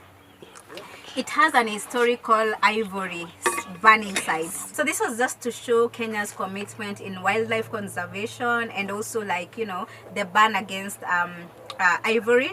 So that has been great. And also, if you guys can see, we don't have like plastic bottles. Single-use plastic bottles are not allowed in national parks in Kenya. Kenya has one of the toughest plastic bans. Yeah, Shalom, one of our newcomers. What has been your highlight of their whole experience, not just about the national park, but also being like a community member? My highlight of today is seeing the whole team here together, seeing wildlife together, spending this Sunday morning together, and seeing very, I don't say cute, but scary lions. But yeah, that has been the highlight of my day. It's a nice beginning of the week.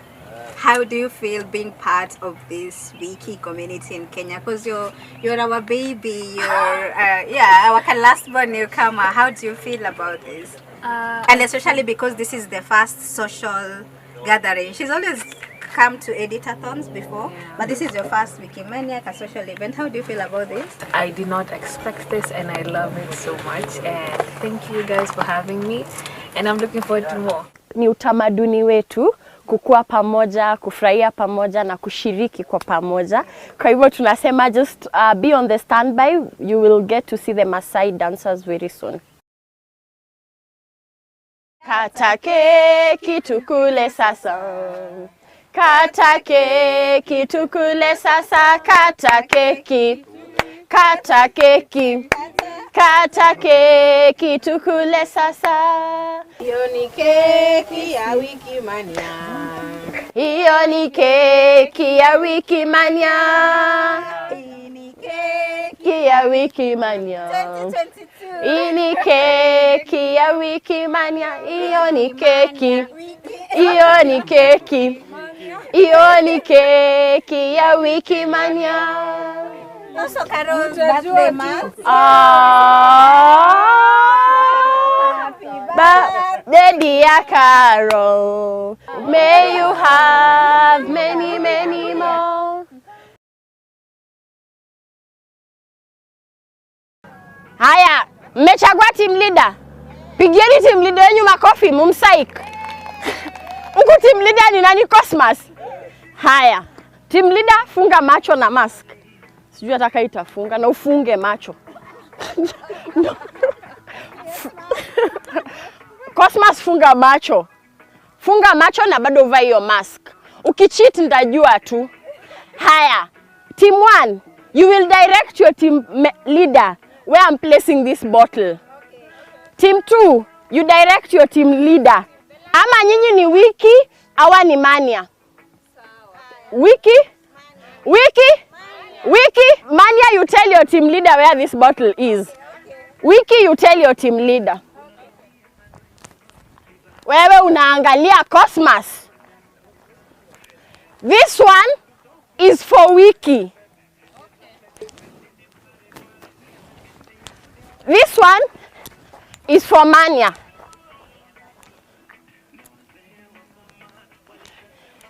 Cosmas unachungulia and you'll be discontinued with your education. Ile ni ya Wiki. Hii ni ya Mania. Twende. You psych them up. Twende. You have 3 minutes.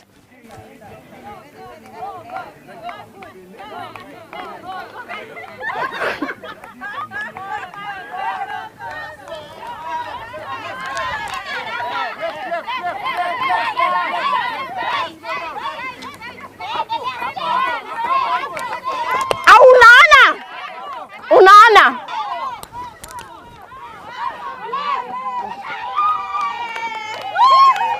Haya, back. 2 minutes, Winnie. Scarf juu ya miwani. Endeni huko na mtu wenyu naangalie huko.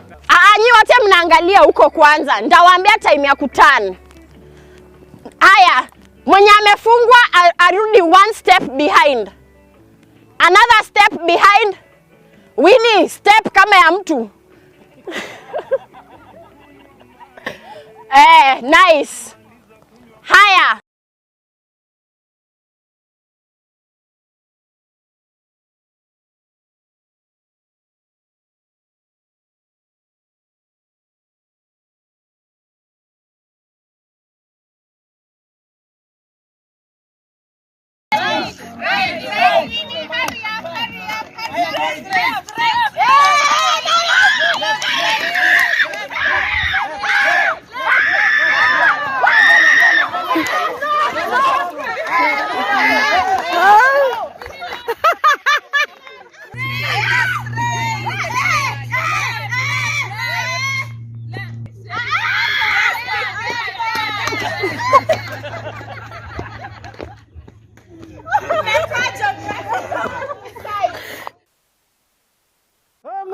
Yo, oh, Garon, never go. Every getting good. Oh, yet in getting on it. Boy, I can do it over. Oh, Gagi Demogoza.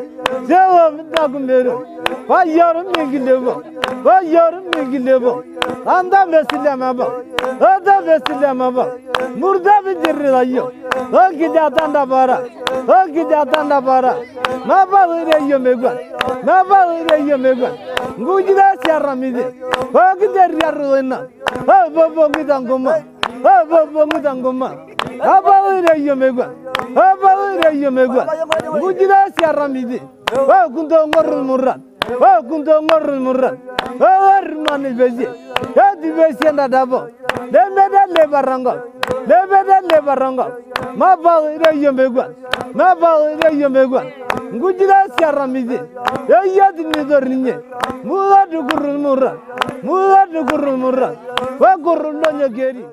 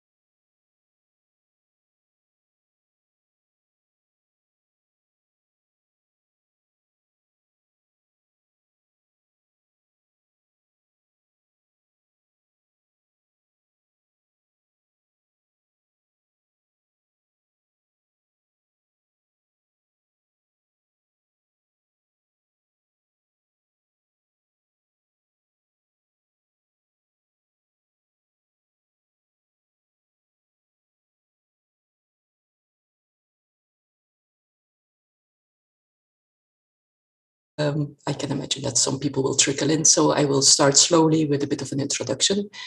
My name is Sandra Fauconnier, and one of the hats I have on is I work part-time as a product strategist for Wikimedia Sweden on a project which I will explain in a bit more length in a few minutes, in a project for that is related to the Wikimedia movement strategy, in which Wikimedia Sweden experiments to start building up a thematic hub for support of content partnerships in the Wikimedia movement.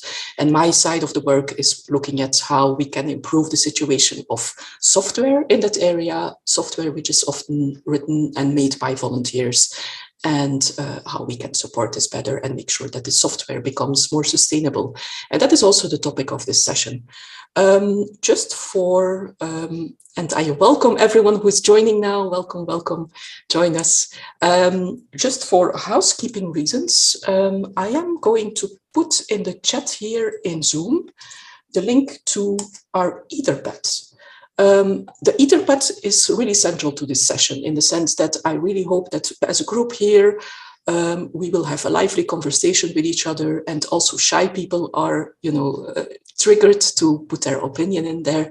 And so I would really like to use the Etherpad for group discussion, a bit of typing of ideas, and then we can have a discussion afterwards.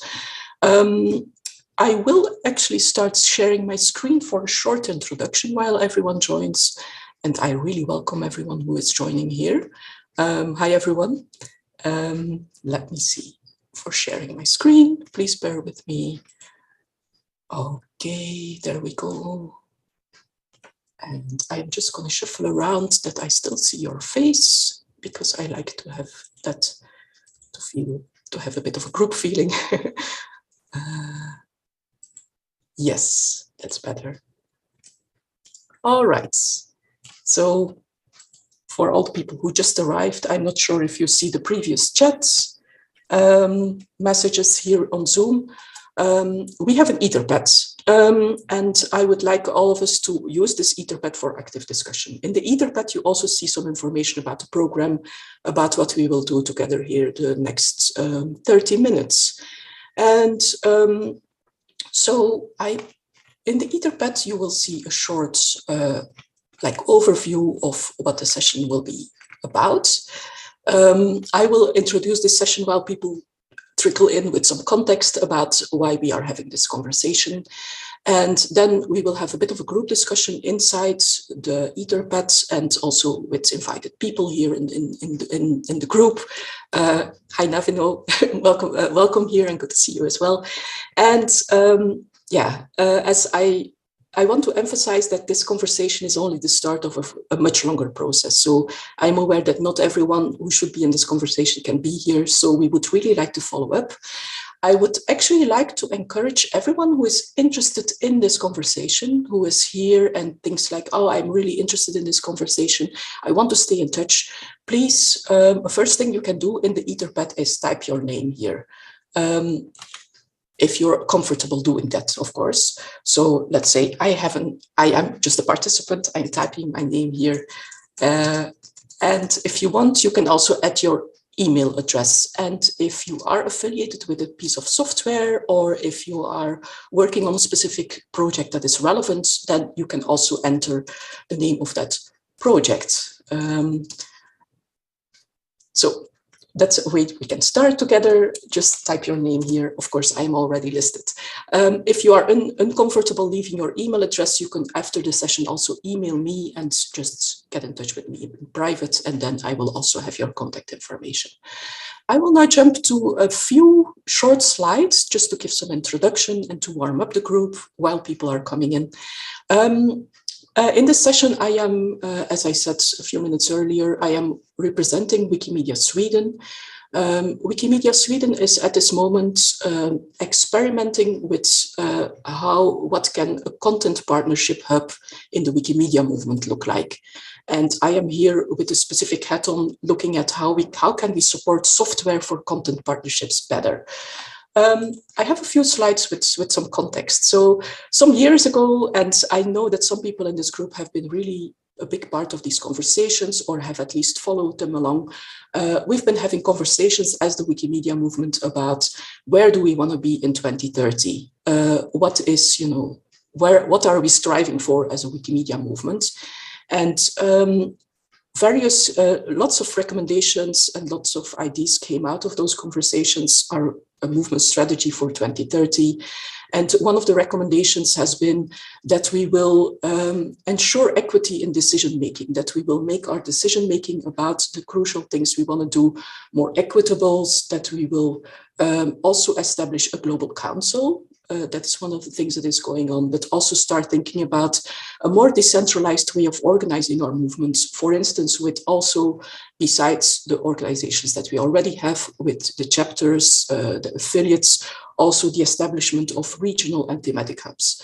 And one of the themes that I am very passionate about personally, that's why I'm here, that's why I'm working with Wikimedia Sweden, is Wikimedia content partnerships, GLAM Wiki partnerships, but much broader than that, Wikimedians collaborating with organizations around the world. And how can we make that work more effective, more sustainable? How can we help people do their work better? And yeah, that's why I'm here. And I think that's why you all are also here, because you're interested in that topic. Wikimedia Sweden is actually stepping forward to experiment with doing a thematic hub in this area. And there are really some core values that we want to emphasize, that it is an experiment what we are doing here. We are really open to, and it's really important for us to answer to the needs of the Wikimedia movement, to help others, not replace the work that others are doing, because we know that people in the Wikimedia movement are already doing a lot of content partnerships. It's more looking at what is missing, where can we help do people do their jobs better, and not step on people's feet, but really help people where there are gaps. And so support can be in many different areas. This session focuses on one specific one, which is the technical area, software. So various things are going on in the hub, and at Wikimania there are other sessions also about some other aspects of that work. But in this session, we are focusing on software development. What does that mean, software? All of this has been a little bit fake.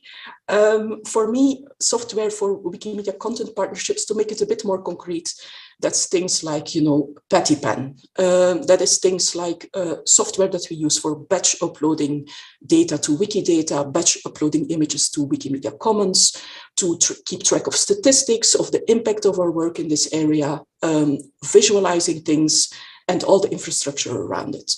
How can we make that software better?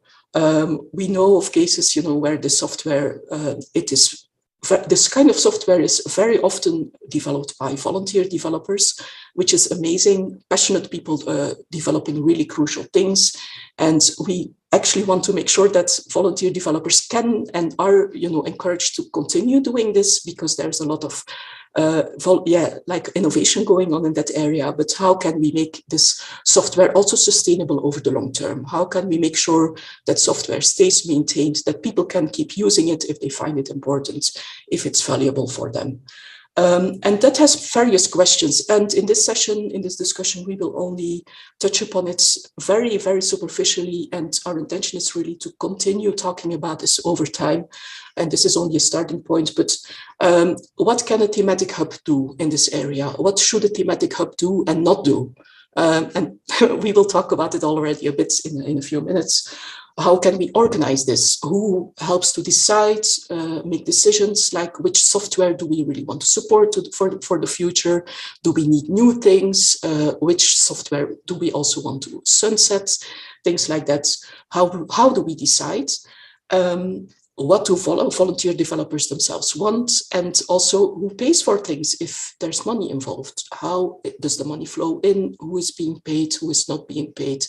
How do we organize all of this? We are really at the beginning, and as a movement, let's talk about this, and that's why we are here together. And I just want to flag, I saw that Jean-Fred is in the room. Hi, Jean-Fred. We already have some people who are thinking about this area, and that is something I want to encourage further. We have this wonderful blog post by Jean-Frédéric Berthelot, who has already been thinking about it from his perspective as a volunteer developer contributing to things. And we actually want to encourage more ideas like that and more conversations about all the ideas that are floating. Cool. Let's actually jump to a brainstorm. I want to stop talking myself and I want to give the floor to you, to everyone invited in this group, everyone present here. Let us go back to the Etherpad. And in the Etherpad, I have actually put some questions, and I thank those who are taking notes. That's awesome. So I will also switch to the slides. I hope that the slides will help a little bit. So listening to my introduction, like, okay, with the Wikimedia 2020 strategic direction, we want to establish thematic hubs that support certain aspects of our work in the Wikimedia movement. Yes, I will do that. Thank you, Hoge. I'm probably mispronouncing your name, but I appreciate the ping. Yes. If we think about a situation where the essential software that we use for content partnerships, batch upload software, software for statistics, software for reconciliation, all sorts of things that people want to do for partnerships. What are the essential things? What is the one essential thing that an organization helping it, like Wikimedia Sweden or another thematic hub, can do, should do, and what should they absolutely not do? I invite everyone to think about that for a few seconds and just type your ideas in here. So I see that someone is already doing. A few people are already typing, and I will give the group the opportunity to do that for a few minutes. I will keep an eye on the Etherpad, what people are typing, and if I see that our ideas are falling a little bit silent, then I will actually come back and we can discuss it as a group. If there are things that other people are saying that you totally agree with, you can just say +1. So I will do that here as well. I totally agree with keep engaging, growing the community. I +1 that. That also gives us a way to see, oh, these are the ideas that people like a lot. And I see that people are already typing, and let's do that together for a few minutes.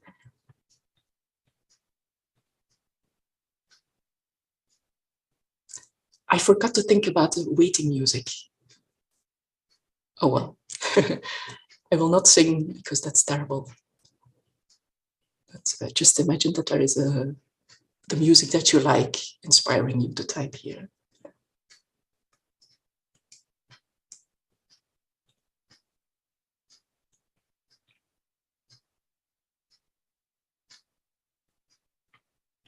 If people are a little bit blocked in thinking about this, I also have put some more specific questions below. If you like, you can have a quick read of those questions and see if they inspire you for more specific answers as well.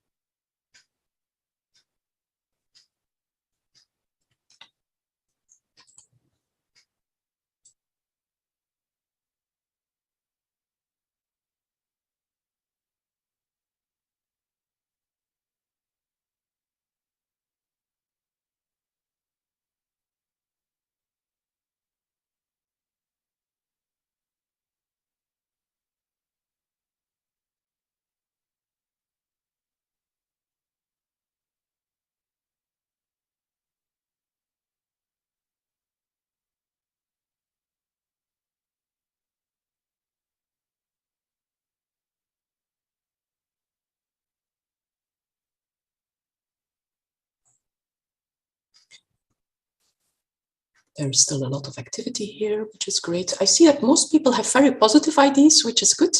But also, let me remind you, if you think about things that A thematic hub should definitely not do when they support content partnership software. Please also put them there. Let's also be negative. It's really good for everyone to know what are definite don'ts.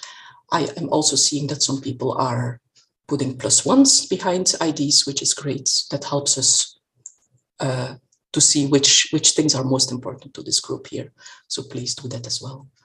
I think we will go on a few more minutes until I see that the typing stops a little bit, and then we will regroup and talk together.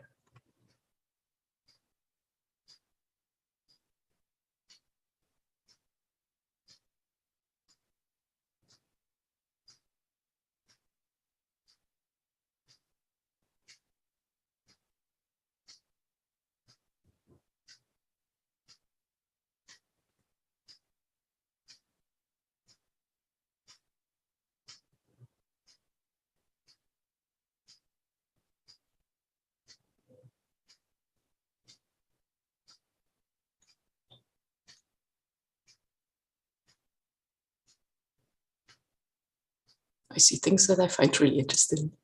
This is great. Also ideas that I didn't have before. It's really nice.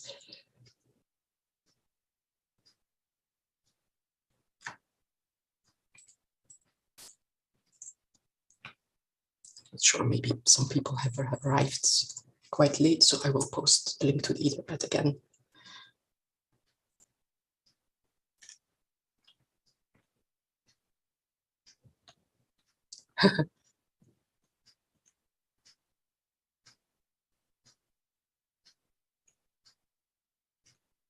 Oh, people are even adding answers to the specific questions. Wow, excellent. You're awesome. You're fantastic, all of you. Thank you.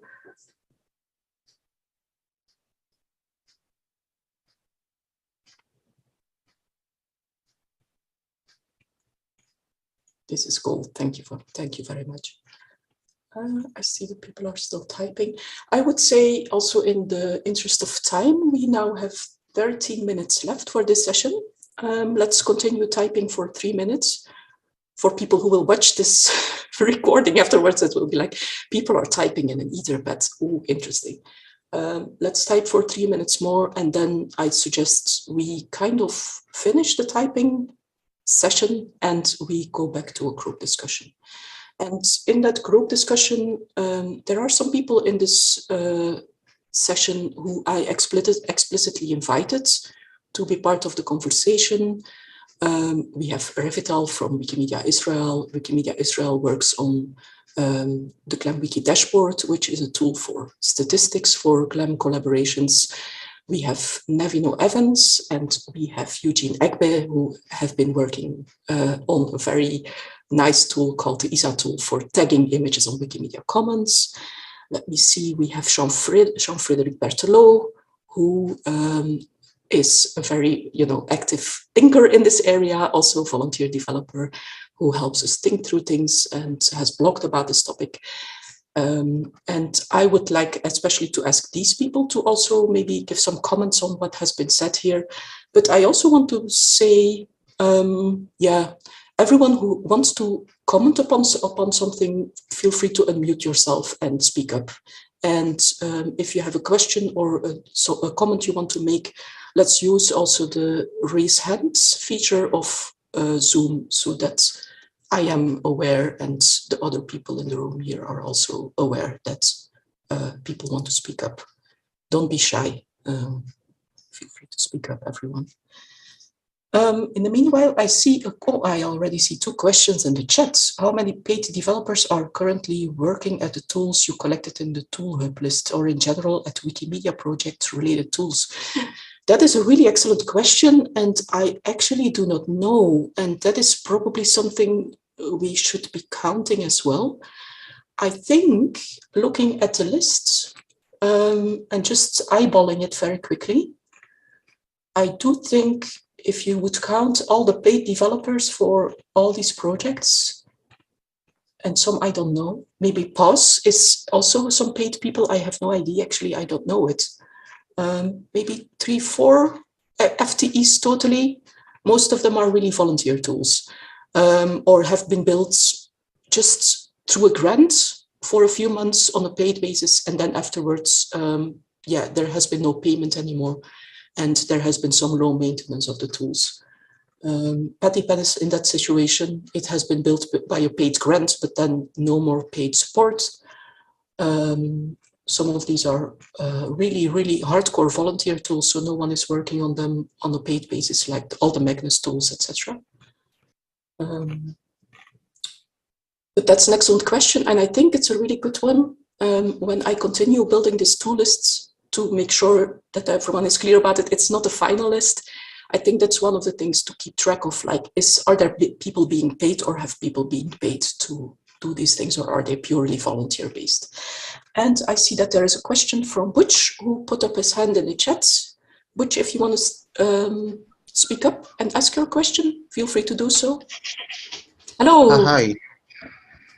Hi. Just sharing my experience before, because during the movement strategy recommendations process, during our meeting in Bangkok, I believe it was 2019, we are asked about how do we do with partnerships, and one Wikimedian told us, why don't we have a central location wherein people can suggest ideas, and or probably post something there that they're looking for a resource tool or person who could help them with their particular need. For instance, they need to automate statistical data, probably, and rather than relying on Meta, which is a jungle, probably we should have some automation, like a marketplace, like an Amazon sort of or an Alibaba sort of a place wherein people can just using their phones or their computers, just use it, and someone will reply with that matches on their needs. I'm hoping that there will be some party or group who will develop this web interface. And you are specifically talking about something online, a place online, like a forum where that feels a bit like a marketplace, that's where people ask questions and get help doing the things they want to do. Yes, some sort of like that, or a combination of both, wherein there is someone who is offering help, like I'm offering my Saturday time to teach you about quick statements, then and then people will sign in with that tool. Yes.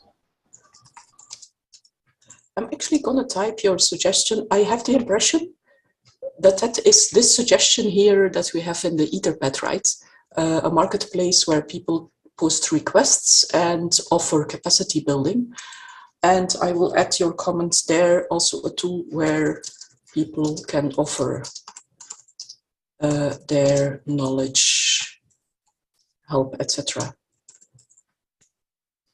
I want to add to that Wikimedia Sweden is already also thinking in that direction. They are building a help desk for content partnerships.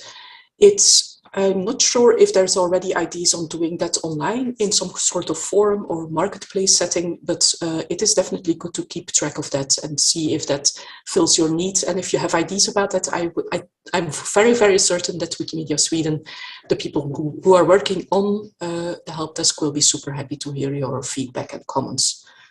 Thanks for that. Thank you for adding that comment, and it is actually also an addition to one of the suggestions here. When I look at, for our last 6 minutes, at the various things that have been suggested, let me look at the ones that are plus one a lot. We see keep engaging and growing the community. Does someone want to answer to that, or did someone suggest that specific one, or do they feel very strongly and want to say a few words about that? I think also, what are you specifically meaning by community? Is that specifically the developer community helping to the helping that community to stay lively, or is it more broad, like the community of users? If no one speaks up, that's also totally fine. But I just wanted to draw attention to the fact that that is highlighted. Another highlight that I see, and I actually see it, oh, there's Eugene who raised his hand. Eugene, go ahead.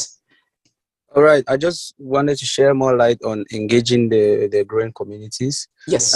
Particularly from Africa, I think that more and more responsibility is given to African developers.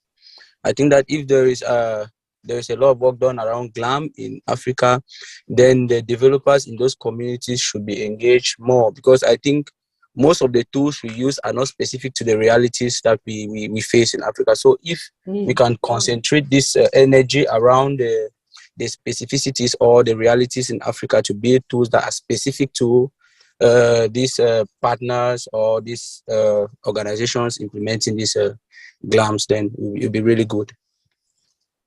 Excellent. I am just quickly making a note of your comments here. So I hear you say that you would like both, I think, engagement for the community, help for growing the community, for the GLAM partnerships themselves, but also for the developers working on it. Am I correct in hearing that?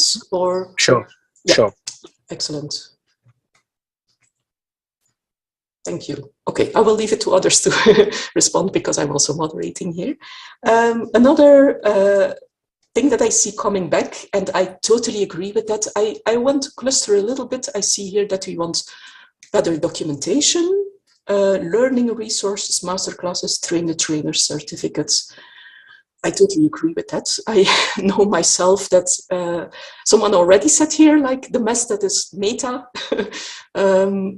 I think one of the recommendations, or at least we've talked a lot about in the movement strategy, about better documentation in general for the movement, and maybe more centralized, maybe documentation that is easier to find, easier to translate, and that is definitely something I can imagine that a hub like this would play a role in.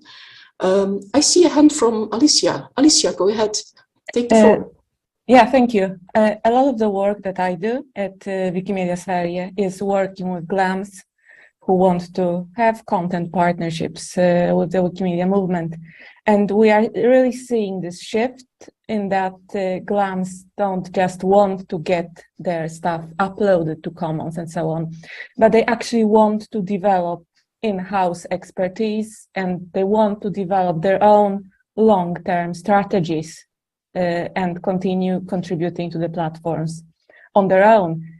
And this has really been quite a big threshold with working with GLAMs, like explaining, here are all the different tools, here are all the different user scripts, here is meta, here people discuss, and here are all the different pages that you have to read up on.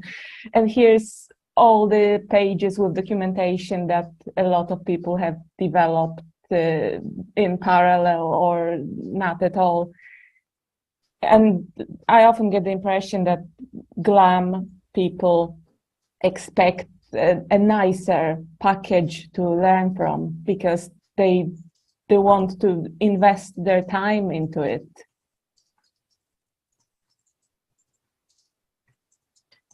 I recognize that very much. I see in the group that we also have Michelle from Wikimedia Netherlands, and Wikimedia Netherlands, for instance, is also working on documentation specifically for GLAMs.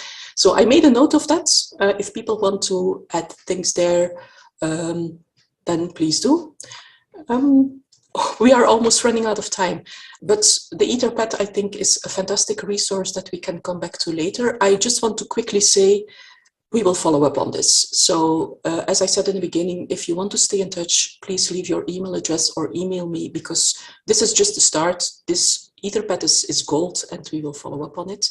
I want to focus on getting the most out of this group. So I see that Navino has raised a hand, and I want to give you the floor, Nav. Thank you. Yeah, it's just a quick thing, really, just to say, like, what, from my perspective, the major thing that is a bit problematic is this idea that it's really fun to develop the tools in the first place, and Volunteers love to do that, and they maybe like to add a new cool feature and make it do something really fancy. But then the really boring bit comes afterwards, which is like maintaining it, coming to fix it when there's a problem in the future. Maybe some stuff changes technically and you have to go and update the security. And all of this stuff is just not, there's not time to do it and there's not the energy to do it. And even Magnus, he responds to what he can, but he has this huge list of outstanding requests for really important features for different people, and he doesn't have the time to do it. And if he does have time, he wants to do something that's fun for him, obviously. So for me, it feels like particularly supporting, obviously Magnus, but anyone who develops these tools, and really highlighting the most important tools and the ones that are really used by everyone and the things that everyone really wants them to have, and to just come on board and support them with some ongoing sort of paid work, like the quick statements and these really essential tools that so many people use. So I feel like that's the major thing that's maybe missing and would be really nice to see more of. Yeah, absolutely. I mean, we have seen this quite recently with Patipan, developed by volunteers. Volunteers have their own lives, they have their own priorities. And when it stopped working, it turned out that a lot of GLAMs depended on it to do their uploads. And fortunately, we were able to have one of our colleagues to help out and bring it back up. But that really made it very, very clear that this is a weakness in the tools ecosystem. Yeah, thanks for that. And I am actually also curious to hear what more volunteer developers find about it. I've often heard Magnus himself say, I love creating tools from scratch and thinking, inventing new tools. And then I'm totally fine with others picking it up. He does not want to be paid himself at all, not because he hates being paid, but just because he has a different job in his life. I actually want to hear more in the future about other volunteer developers as well. Like, what do you find acceptable and not? At what points, when a tool is seen as really important, what form of collaboration do you appreciate? How do you feel about being paid or not? Because that's also a sensitive thing in our movement. Like, some people do things for pay, and that's, in my personal opinion, totally fine. Some of our best tools have been created also in a paid position. I think that's also, for me, part of the conversations we need to have after this. I don't hear anyone from the organization telling us that we need to stop, so I'm just continuing here until someone says you need to stop this session. If people want to go, of course, feel free to go, but I quickly just want to go to some other comments that have gotten pluses. We do not want to depend on Magnus Manskes' free time to fix problems. No, that's correct. Magnus is fantastic, and he is extremely helpful, and he has been really crucial to the Wikimedia movement. And let him do whatever he likes to do, and let other people help to do whatever he does not like to do. And same goes for other volunteer developers. Let me see, do we have a really good thing to finish this session? I have absolutely not been able to read all the input here, so if someone has a last comment here, I would encourage you to say so. Maybe one thing I am now on the spot thinking about, we of course also have a very mixed situation.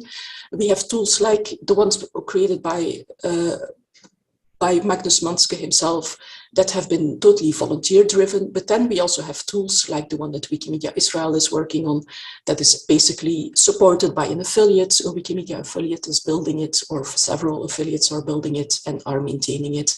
It is in a paid position, done by paid developers.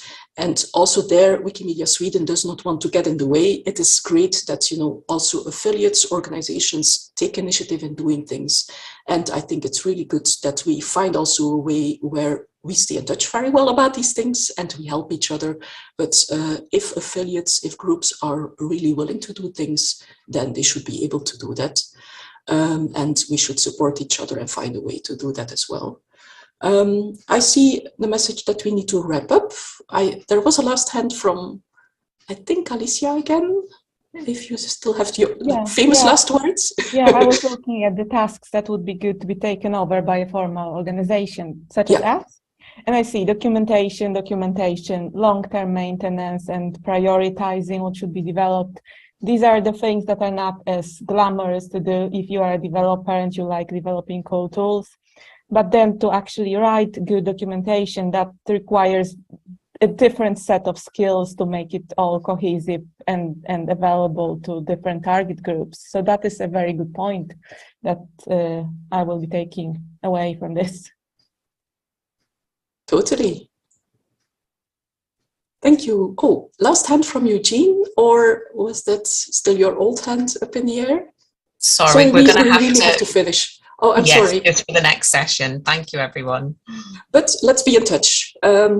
Please leave your contact info and we will talk about this more. Thank you very much, organizers, technical team. Thank you.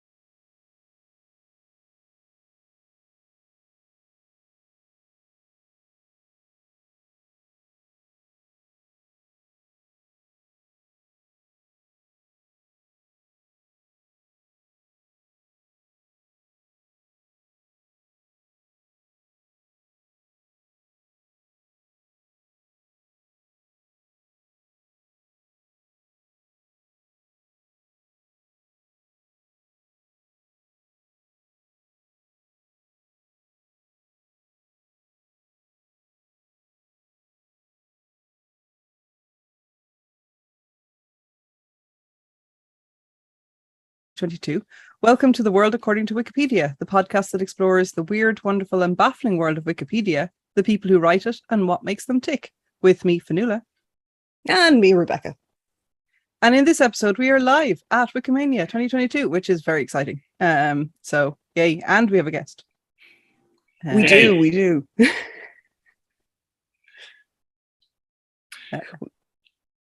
Derek, do you want to introduce yourself?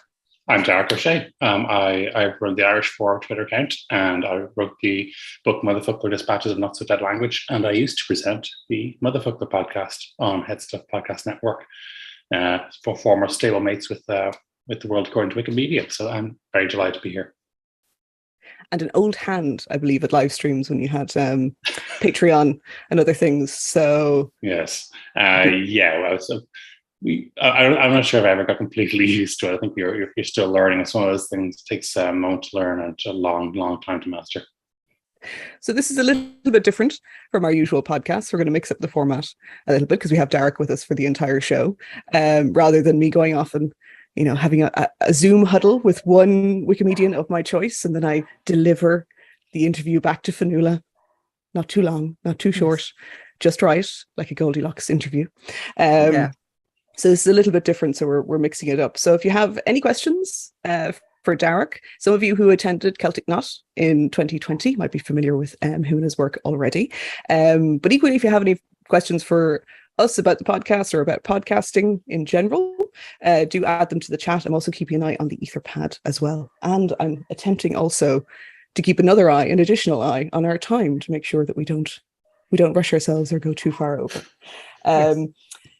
This is, as I said, our very first live episode, so a little bit of a learning curve for both myself and Fionnuala, a little bit of experimentation, but we're very excited to be part of Wikimania. And also, as we said, our our Irish Twitter celebrity, Derek, in the room as well. So do you have your questions? Oh, yes. Well, it's your fault we have a podcast. So, we have to make you work for it at some point. True. Yes, way back in the annals of time, Derek said to Rebecca, you should do a podcast. And then she wrote me in. So, yeah. Yeah, it's a dangerous conversation though when people just meet up and they start suggesting podcast ideas to each other, and when they it opens a terrifying trapdoor. But I did think, and I'm still delighted to think so, that I just thought that something, the idea of Wikipedia is so scalable, in addition to having the community of Wikimedians around the world and people who are curious about getting into it, and having that as a first step for people who want to try that, as well as the fact that Wikipedia is ultimately about everything. I mean, nothing is off topic in the conversation of Wikipedia, as we've seen. And very true. And Jan, our previous guest, Jan and Ali, has just in the chat has said that he did a session earlier today about podcasting, and he did a lightning talk specifically about podcasting in your own language as well. So Wikipodden, which is the podcast that he does. So it doesn't, much like with Wikipedia, English does not have to dominate all times. And I'm delighted that I've been able to talk to lots of people with whom the projects that they engage with or the work that they do isn't just about the English language. And of course, you've always had an interest, Derek, in the Irish language. Yes, especially so. And it was something, I mean, when I started doing a podcast about the Irish language, I mean, there's a wealth of broadcasting in Irish, and which is accessible for people with a high standard of Irish, which is great. And there should be community radio for Irish speaking communities, as well as things for learners. But there's also, I guess I was aware that something like the Irish language touches so many things, like technology, like law, like literature and people's names, baby names. There's so many things that can be. So I thought that having Irish language as the central theme of a general interest show, it became like a keyhole through which you saw the world. And that's kind of shows I liked, like Reply All and 99% Invisible took a similar attitude to architecture or to technology, and they found it basically you could do a podcast for everything when your central theme is a keyhole through which you can see the world. And that's how I took the Irish language approach for Motherbook Lore. It did pretty well. I was very happy with the positive response and the very nice things it said. And unfortunately gave me the bad habit of telling other people they should definitely start their own podcasts. But I will say, from my point of view, because I'm not involved in Wikipedia, I am a novice, not even a novice. I think I've edited a few lists, like I've maybe put commas and things like that in. What I found very interesting about Wikipedia, about this particular podcast, is I've learned so much about the world through the interviews that Rebecca is doing with people, with the contributors to Wikipedia around the world, which I find particularly fascinating. Like, there's every person that she's interviewed has been excellent. Say hi. We're going to have a cameo. Hey, Lasarine Harry. Good stuff. They're gone. Yes. They're going back. Sorry for that. Apologies for terrible interruption. Yes. But yeah, so I've been glued to World according to Wikipedia since it started. I just think it's a phenomenal idea, and you covered so many fascinating things which I had never thought about. Wikipedia is the classic example of something that people take for granted. People refer to it every day, and just assume it's there and don't realize the amount of worker bees going on in the background. And it's fascinating to find out more about that. Like with parenting. Exactly, yes. There's a lot of frantic swan legs going on in the background. Yes. Pardon me for 1 moment. This only took a second. No problem at all. Okay. We could. What we'll do? 2 seconds. Hang on. In the meantime, we can discuss things. This is what live episodes are all about. So yes, from my point of view, like I've enjoyed sort of speaking on from what Dark was saying, like things like the medical editing of Wikipedia, particularly around the early days of COVID-19. That was fascinating to me, because it didn't even occur to me until we had the interview that there would be particular things that care that needed to be taken over making sure that everything that's on Wikipedia is correct and not prone to misinformation. So that was, I learned so much, and I trust Wikipedia a lot more, to be honest with you now, but I know exactly how much care and attention goes into it. I think when you've edited a few pages, you realize how scrupulous the kind of the volunteer-run community actually is of making sure that there is no misinformation. It can be a little disheartening when you when you believe that, yes, I believe that's correct thing, I've referred to a source and then it's immediately shut down, but that's part of the experience, part of the fun. And I was just like, I didn't consider this to be misinformation, but yes, I didn't realize the Irish Times is an unreliable source. But that's opening a can of worms. Yeah, that's a can of worms right there. That's an but interesting. There are obviously some papers and stuff, and obviously if there's yes, something might be a respectable publication, but it might be an opinion column or something like that, or and these are things you learn as you go along. Well, that's a very good, beautiful segue. And it's always good when you point out a segue, isn't it? Makes it even better. We always have a section on our podcast about rules. And of course, most Wikipedians know, technically, there are no rules. We have our 5 pillars. But yes. We have lots of guidelines and policies and writing guides and style guides and everything else. And what I'd like to, if there's anybody in the chat that has a particular one that is their favorite, one that they think is particularly obtuse or particularly funny or particularly useful. One of my favorites is WP Not, which is, what Wikipedia is not. And we've covered that before. So it's not a news source. It's not a manual. It's not trying to be anything other than an encyclopedia. So if anybody wants to add one, please do. I did task poor old Derek, didn't have time to look up his favorite one, but I think that's an interesting one, like we think about those acronyms like the WP Not and all those, and GNG for good notability guidelines and things like that. But there's nuance in all of them, like they're not, and that's why they are guidelines and not strict rules, because they're always open to interpretation and there's always a case to be made. So even if you have an opinion piece from the Irish Times, perhaps if you're writing about that particular person and their particular stance on something, then if they have a Wikipedia article, perhaps it should be added. So there's always a little bit of wiggle room there. Have there been any other things? So you've started editing, I think. So I would have started editing some time back, and initially I found that the actual app, the beta app on an Android phone, was really good in terms of being as suggesting edits that required captions and photographs and tagging and things like that, and I found that was like an easy way of slightly more productive sense of being on the bus than maybe playing Angry Birds and something like that. And you got a certain sense of satisfaction then after feeling yes, that maybe I've made 1,000 edits or so, then I could dip my toe into maybe trying adding a paragraph to an article or something like that. And it would have gone from there. And I thought, yes, there are certain gaps in certain things which I felt I had a reasonable knowledge of, and having a subscription to certain newspapers and the Irish Newspaper Archive and the British Newspaper Archive, which I would have used in my research, for my writing, I was in a position to actually look up things which maybe had where there was gaps before, where you might be able to find an actual article from the time or a reference maybe that was missing. I was able to add references where citations were needed and things like that. And yes, there was satisfaction before going on to actually doing something as drastic as starting my own article. And that was an adventure. And people are supportive. People did leave little bowl of strawberries and things like that in my in my replies, which I wasn't expecting. I don't know I was still learning the etiquette. Oh, don't tempt anyone. Don't tempt. Yes, I was still learning the etiquette of of how Wikimedians refer to each other as compared to, say, social media or some other way. But people do communicate online, so that was a learning experience too. There's a kind of a culture of thanking people and acknowledging and constructive criticism and things like that, which is wonderful. That is one of the things that sorry, just good. Like it was one of the things I really like about Wikipedia that I found out is that there are these little things that you give to people. The cute side of Wikipedia, like as you said, the bowl of strawberries or things like that. Like the that's nice. Acknowledgement. They're good.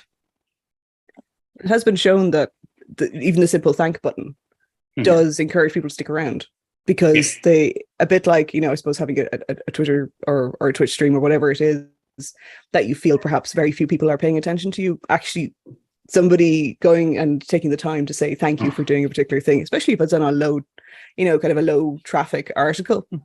an Irish backwater. I've been surprised at the things that I've been thanked for over the years. Yeah, it does, and it's especially if could be possible without that kind of culture of niceness. You might find the only time you interact with anybody would be somebody correcting or reversing the kind of a change you made, and that would be very disheartening.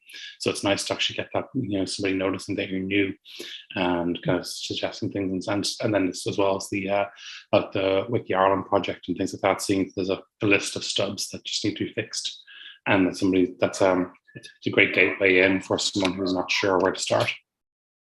A good shout out to the fellow editors of Wikipedia Ireland, the Wiki Project.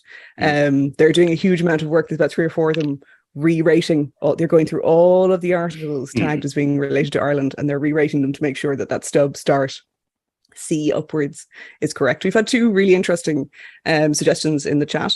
So from Jan, it was like a systematic bias is a good reminder, and even better on language versions strongly connected to one country. So yeah, that there are biases, that appear in literature that are then mirrored. So a lot of the criticism that Wikipedia gets is it's not necessarily inherent to Wikipedia, it's reflecting the world back onto itself, and to remind ourselves of that. There's only so much fixing we can do with what material we have. But don't template anyone. So it's that thing, it's like the acronym thing of like barraging a brand new editor with a load of acronyms, a load of templates, a load of basically, I suppose, jargon. For want of a better word, which is just off-putting. It's not friendly. It's not welcoming. It's that humanity piece that we've been talking about that's really important. Yeah. So good. So it's and I think when I first thought that there was a gap in the market for a Wikipedia related podcast, probably was when Claire Murray came onto the show. It was the first time we've done a number of Wikipedia. We had done a number of Wikipedia adjacent episodes, but that was Claire's one about Wikipage was the first one, and that was controversial V. Yes, indeed. Oh, that was our highly controversial V in the Irish language. It's strange how all these kind of running gags turned up in the podcast, and people kind of still kind of repeat them. But then they obviously they filled a need between the letter V and PEG and things like that. We found it's because there's a whole world of offline people who don't realize that these things are part of Irish internet humor. But yes, the Wikipage was. I think because I was doing a live show in London and Claire was going to be there, and she basically said, you should definitely do an episode on this. And I hadn't really given Wikipage any thought up to that point, and I didn't realize there was so much to it, which I hadn't even considered before, and the idea that yes, Wikipedia is the first place people go for things, and having an actual corpus of Irish language content there is so important for people who are, if you want to look up something about climate change in Irish, you should be able to go to a climate change related page on Wikipage, and it should be there. And that's why it's so important that it's supported and it's brought to attention. And there are people who, for Irish speakers online who want to, help in a positive way. And that's something that anyone can do, or anyone with some Irish can do. And for context on that, at this point, when you had that conversation with Claire, you'd written a book about coming back to Irish. You'd started a podcast about, I suppose, living through Irish or having access to Irish. And it was only then that you were like, online encyclopedia. That is also perhaps a useful thing. Yes, and it's something, I suppose, that I was surprised at how little how it wasn't being as widely championed, or not compared to, I suppose, there's a certain amount of Irish language publications, and people do know each other to a bit. There's only a few degrees of separation, but I just felt that there was if more people knew about this, more people participated in it, and I believe that maybe that there has been a little bump. I'm not sure how measurable these things are, but I'd like to think there's been a little bit of a bump. It was great after that, a few months after that, maybe even a year or so, to have Gabriel Beecham on.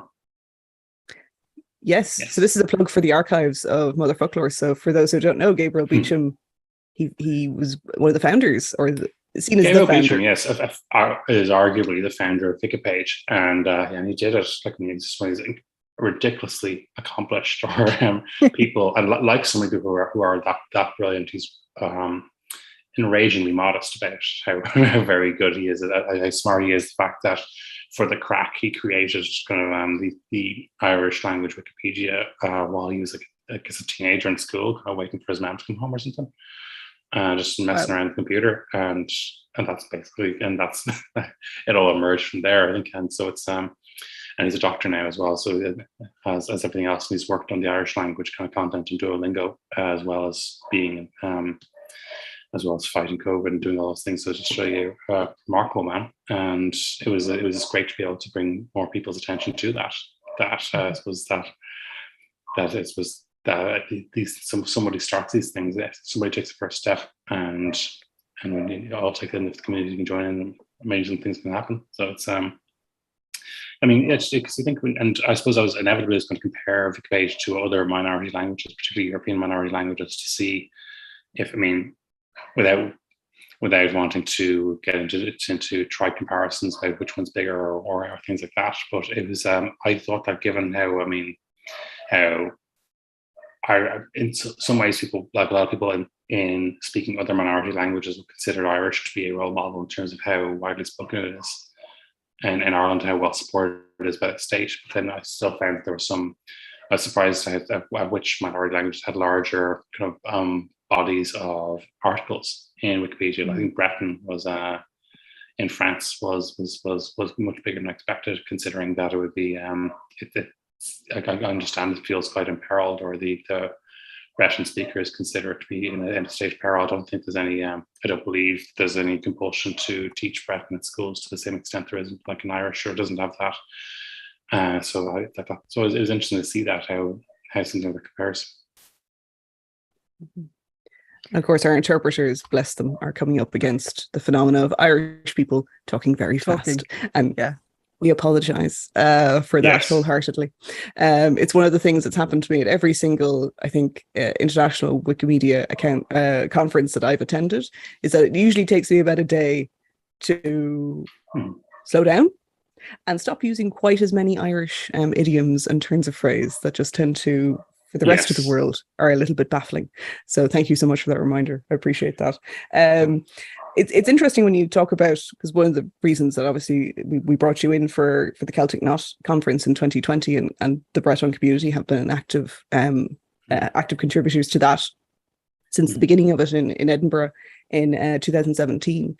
And you were reflecting kind of on perhaps kind of and you kind of alluded to it there, like the politics of language and how, you know, some languages do definitely feel like they are, and it has happened all around the world, where they have been actively suppressed or kind of benignly neglected, probably in the nicer ways, and that, you know, the power of Wikipedia's for people who are active within those languages to kind of circumvent or, you know, kind of I suppose move away from the usual systems of power that meant that languages got priority or got resources or whatever it is. And do you think that even in a context like Ireland, that it's still very important to have that there?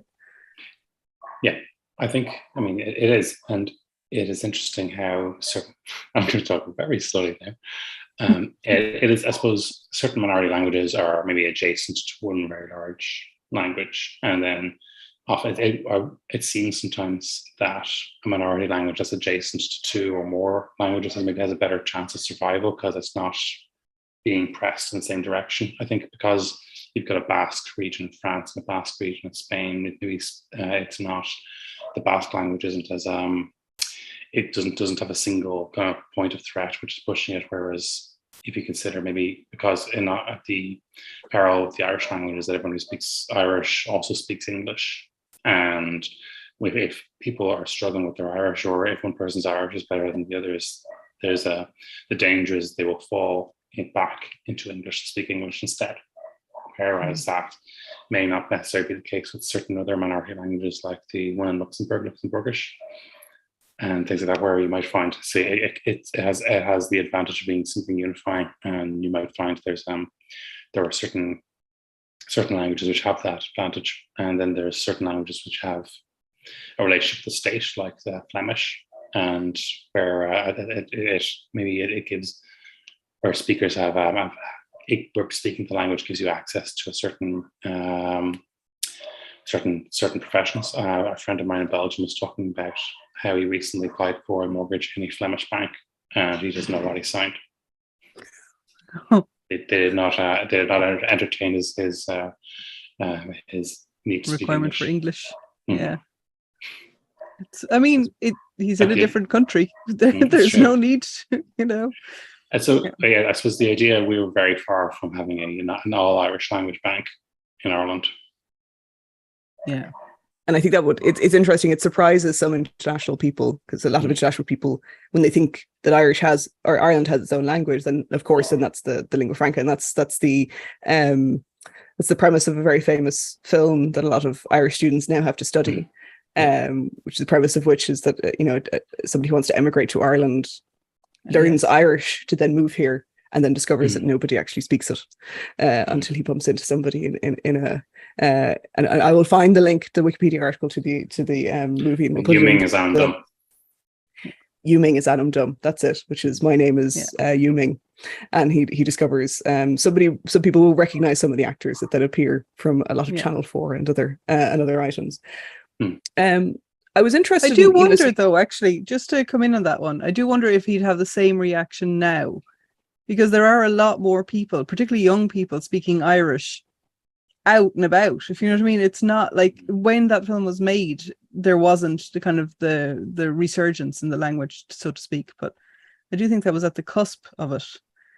Yeah. Yeah, and I think that it's having TG4 and more Irish language broadcasting and those kind of resources, and has meant that there is a resurgence now. If you think about for young people who've grown up and have never known a world prior to TG4 and Radio Nullifa and those kinds of things, it was a very different. Learning Irish was a very different experience in the 1980s and even the early 90s, and it is much more welcome now. Yes, I do believe if there was a Yuming too, was it You Fast Ming Furious or as some sort of Yuming sequel? Yes, he would find some Irish speakers. He would stumble upon a Papa Gaeltacht or something along those lines. Yeah, or just to unpack those. Yeah, for some, so TG4 is TG4 as it would be is the Irish language television channel here in Ireland, which was only launched in the 1990s by the man who is our current president. But there's also Radio Nullifa, which is a local Dublin radio station, which is kind of somewhat in contrast to Radio na Gaeltacht, though, which is the state Irish language broadcaster, which is probably seen as a little bit more serious. Whereas Radio Nullifa has, it's all about contemporary music and contemporary culture. So it's really about that kind of living through Irish. And what's nice, some of the new articles that I've seen created on Wikipedia have been around things like that. So around advocacy groups like Mishnok, talking about kind of the state of Irish, kind of, but in very contemporary terms, as opposed to this feeling of that you always have to write about the language in kind of very serious heritage, historical type terms, which is, all very worthy and important. One thing that I was interested, Derek, when you were saying that you started kind of editing Wikipedia because you had, you were researching and you were thinking about writing your next book. Has editing Wikipedia and kind of that kind of workflow or that sort of state of mind changed how you approach writing? Has it made it easier, harder? I think it's probably, I'd like to think it's kind of raised, has made me conscious of my standards in some regards. And if this isn't good enough for Wikipedia, why should I be writing anywhere else? Yes, which is probably maybe no harm. I think I think it does, editing Wikipedia does give you a little discipline. You can, particularly with certain topics, the kind of stuff that I tend to find myself writing about, you get corrected quite very quickly, or it's you get corrected very quickly if you dare edit something that hasn't been, kind of triple supported with references and so forth. So I think it's, in that sense, I'm not sure if it's changed the nature of my text. Think of the text itself, but it probably has made me very conscious of, if I'm writing something factual, something nonfiction, to be more airtight in my reference. Interesting. I do notice that sometimes on Twitter you kind of reveal a little bit about what you've been writing about, and it's things like when pizza appeared in Ireland for the first time. And yeah, so I find sometimes I've been very interested more recently, I think possibly ever since, for people who for people who are unfamiliar with Irish Twitter, the idea of something coddle, which is a kind of a broth made with poached sausages. It's a traditional Dublin recipe. I was fascinated by how, in an age of kind of increased homogeneity in so many things, with supermarkets and so forth, the idea that you can still have a regional dish and that's maintained a certain regional character in Ireland. And what does it reveal? Where does the coddle line reveal where Dublin stops and starts? It reveals that the Dubliners are wrong and bad and should be like, yeah.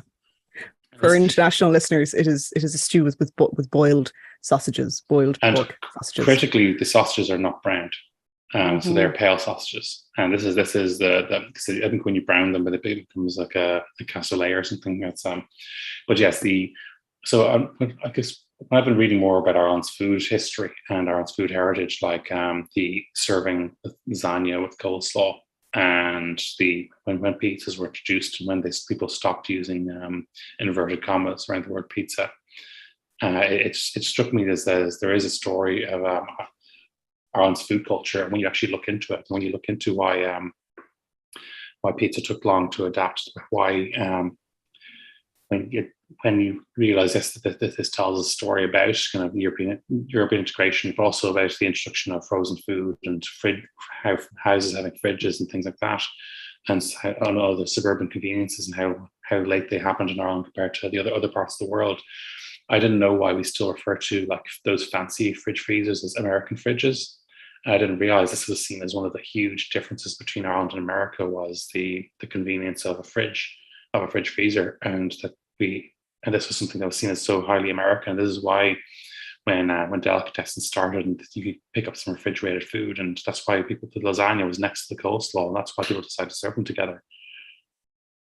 Yeah, and this is the sort of thing that we all know doesn't appear necessarily on Wikipedia, because it's that kind of very intangible. I mean, to call it intangible heritage is probably overstating it slightly, but it's the kind of thing that you know yourself, having lived in a particular culture or experienced something firsthand, but it's not something that you necessarily find a citation for, and it feels very trivial in comparison to, say, intangible heritage as it goes up, as pertains to large parts of the world.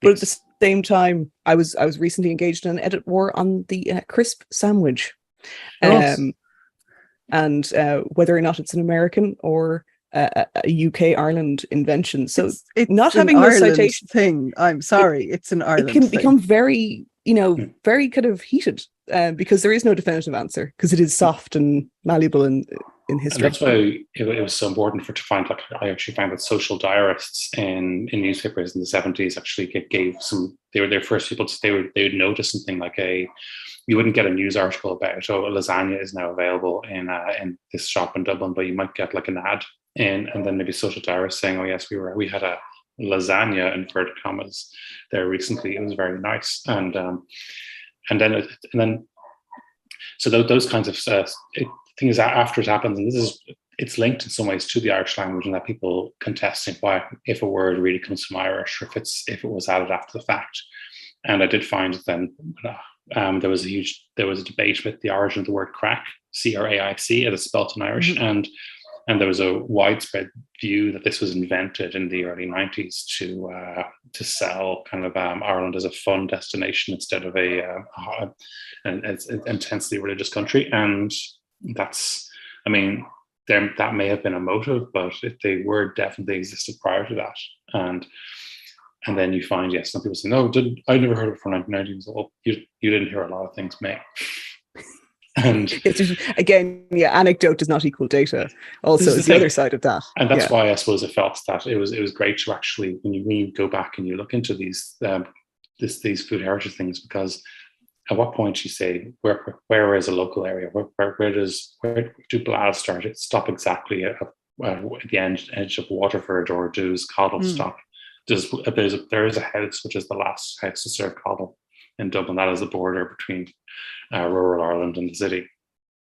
I do feel very sorry for our interpreters with probably uninterpretable words like coddle, blah, not BLAA, and a Wow. crisp sandwich, I- because obviously a crisp is not a crisp everywhere in the This world. is the Some thing, places it's a a chip. crisp is not, and a chip and a potato chip, isn't it? But like, Yeah. do people have potato chip sandwiches in America today?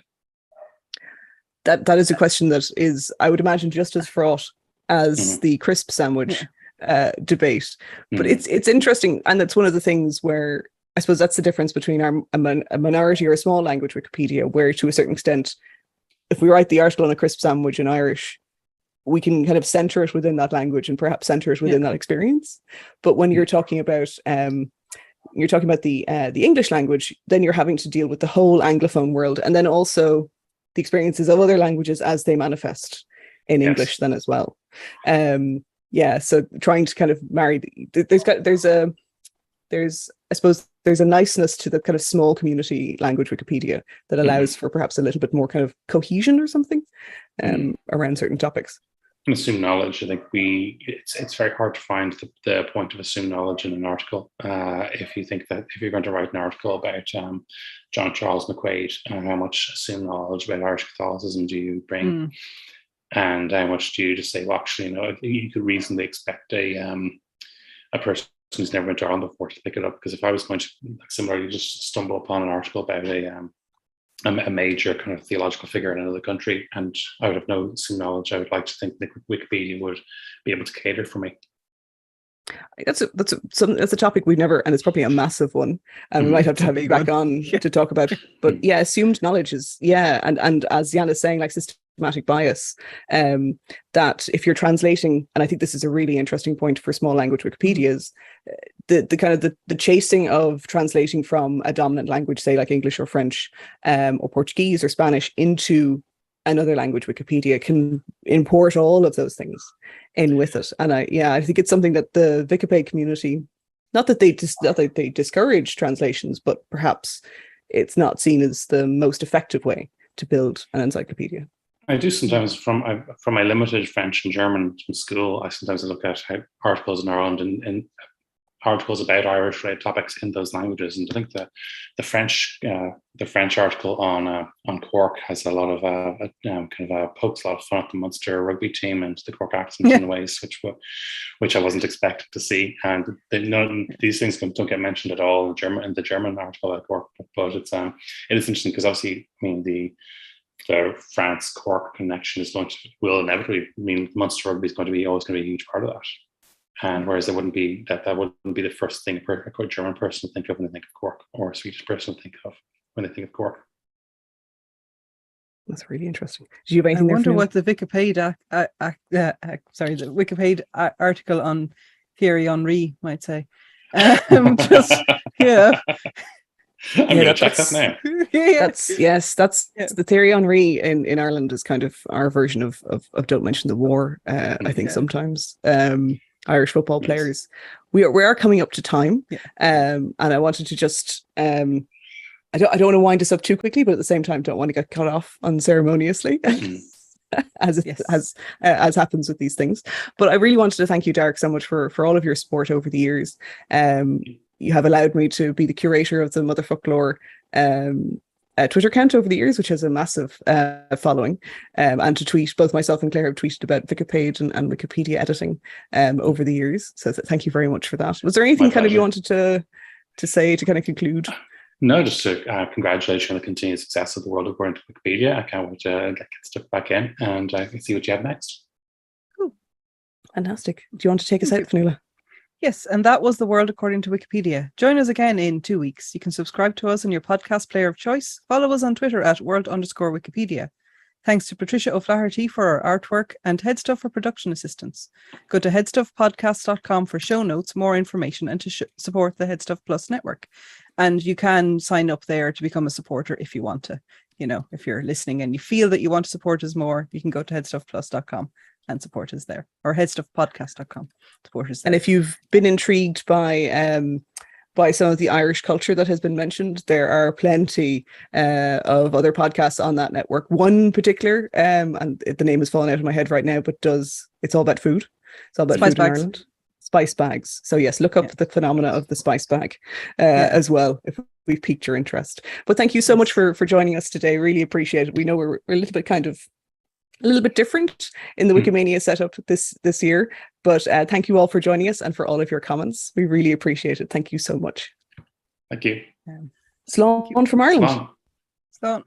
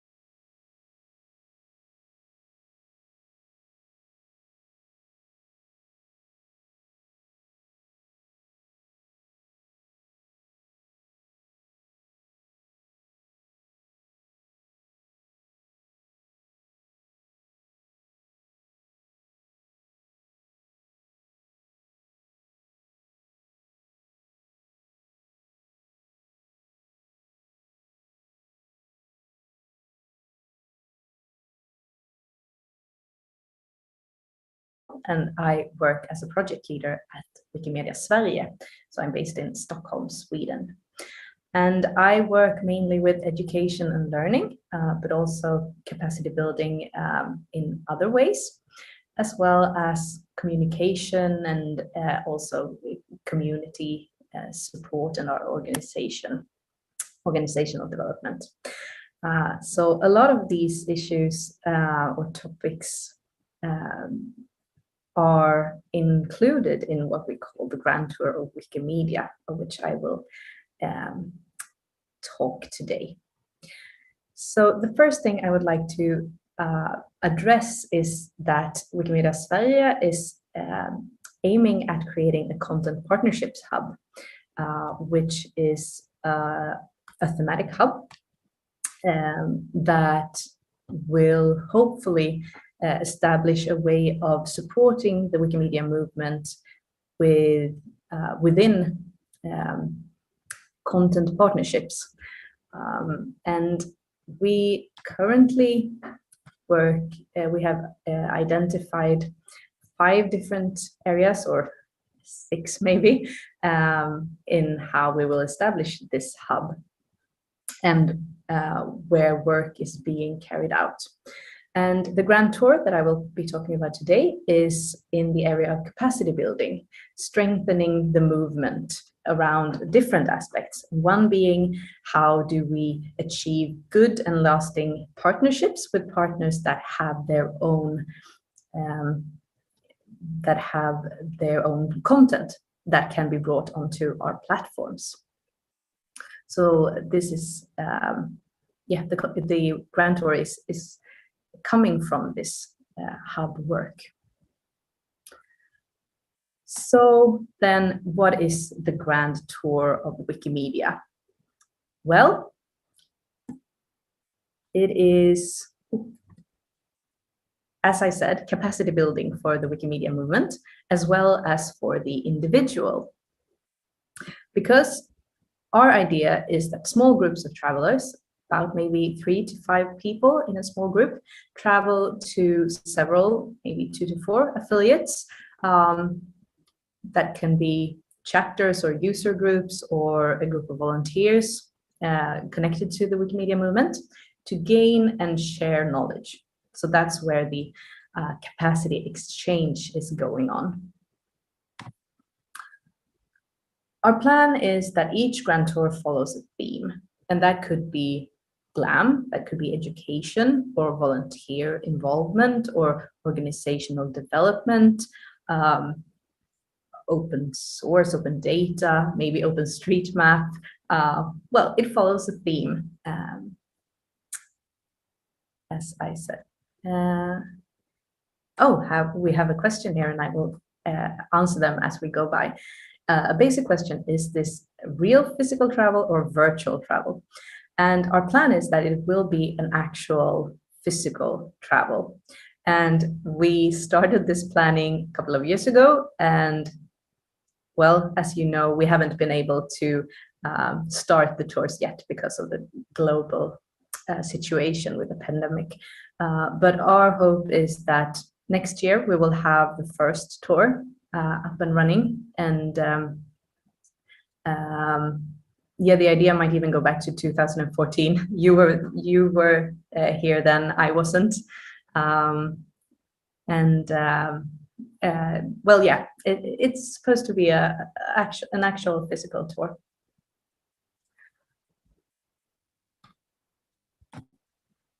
Oh, I'm glad to see that, Abin, you would like to be a part of the tour. I'm very glad to hear that. Our idea is that each participant have their own goals as well within that theme. So it's you make maybe an individual plan what you would like to achieve, as well as what you're presented with, of course. And our idea is that the receiving parties plan the stay. They create an interesting program. They book the accommodation, etc. They also decide on the level of what they would like either help with, like solving a problem, for example, versus showing examples of their work, which might be more giving something to the participants. So we see it as an opportunity also for a user group or a chapter, an affiliate, to gain help with something. Maybe they would like to establish something and have a kickoff, and then a group of people coming from the movement can help them in doing so. So it's not only going to study visits, for example. That could also be a part of the program, of course, but it's up to the receiving end.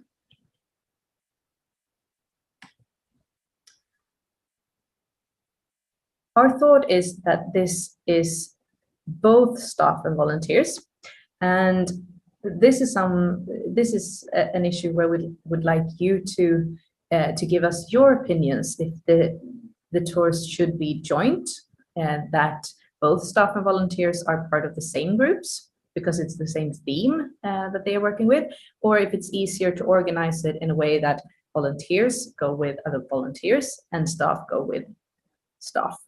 So that's something that we will have to find out together, what's working and what might not be working in that context.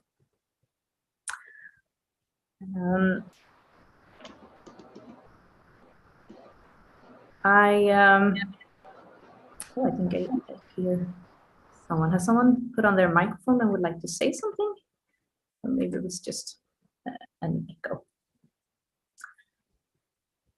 Yeah, so this is the basic tour as we see it.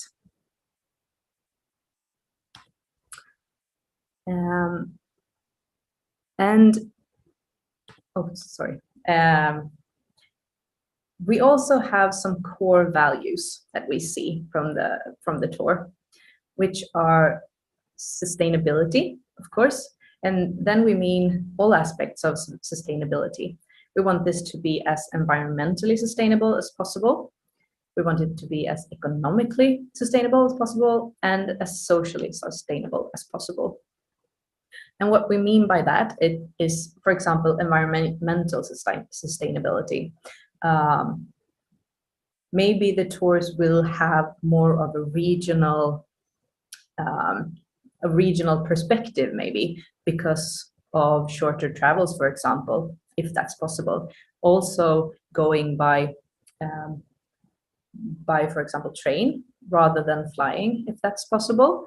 But also thinking about what kind of environmental impact we do to the world. That's something that we will have to consider when planning the different tours. Economic sustainability. We would like this to be something that several people can actually take part in. And we are thinking about a model right now where, at least to begin with, Wikimedia Sverige are the ones that are coordinating at least the first tour and maybe the first tours, trying to create a model. And then our idea is that it is the receiving organization or party that pay for the stay when people come to those countries. The receiving party are the ones that pay for that, and also sending them on to the next stop on the journey, so that the cost won't be on the individual, but rather on the receiver. Of course, there will come costs around that as well, and we will try to find external finances for the participants, maybe if they need to take some time off work, if there's volunteers, or putting aside time for this, or whatever. So we'll try to find economic solutions for that. But also social sustainability. We want people to get energy from traveling rather than that it costs them too much. So we'll try to find good ways so that people feel well. Equity is another core value, and what we mean by that is often we have prejudice on who can teach someone else something, that it might be the larger chapters, for example, that can teach the smaller ones to do something, but here, or that it is the receivers that will teach the travelers something. But here we think that the travelers will bear a lot of knowledge and even acquire even more as they take the tour, and they can share that to other parts of the movement, as well as maybe it's good for someone from a large chapter to go to a smaller one to discover their daily work and their circumstances. So that's something where we will try to achieve as well. Of course, openness and transparency. We will try to, for example, document all the journeys as good as possible, as well as maybe showing program and sharing material, etc., and using our platforms for that. But we also put in the point of personal development, because we want people to see this as an opportunity within the Wikimedia movement. This is something that you might not be able to achieve in other parts of society. So that's why we want to try to give that to as many people as possible, and that they will also grow as persons from that. I see some of your comments, and I like that you like the idea and the focus, and that is a great idea, and we do hope so too. Now, I would like to invite you to participate as well. And as I don't know who are participating, I look forward to hearing your thoughts. And I have prepared a few questions. And here you can take the perspective that you have or that you would like to have. So I've divided this into two topics: to travel or to receive. And if you take the perspective of traveling, then what would you like to experience as a traveler? What goals would you like to reach through such a grand tour, such a tour? And what would you require in order to being able to participate?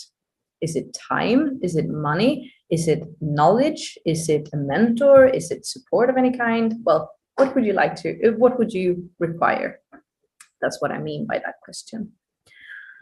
And if you are a part of a user group or a chapter or any other group that could imagining receiving people, then what would you like to give to or receive from the travelers?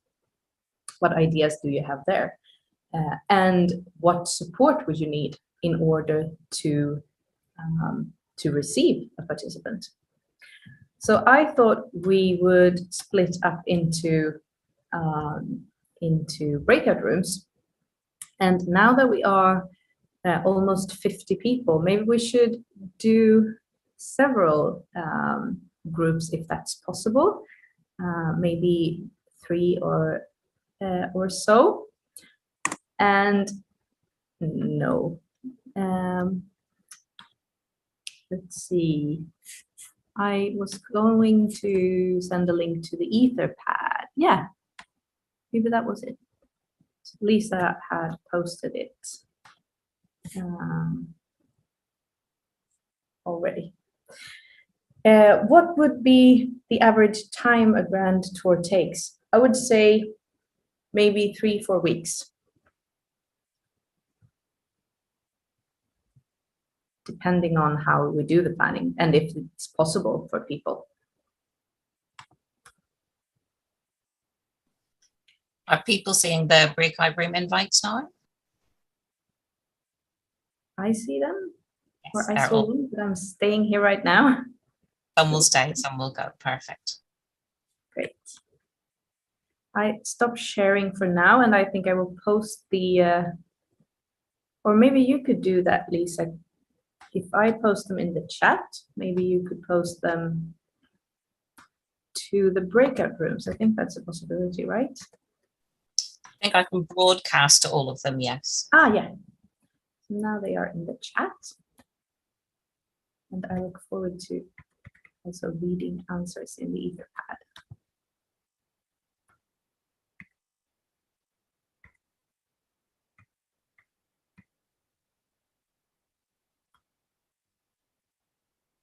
So please join the breakout rooms to discuss.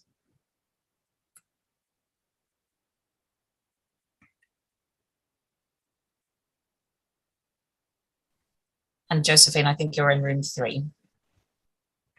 Oh, thanks.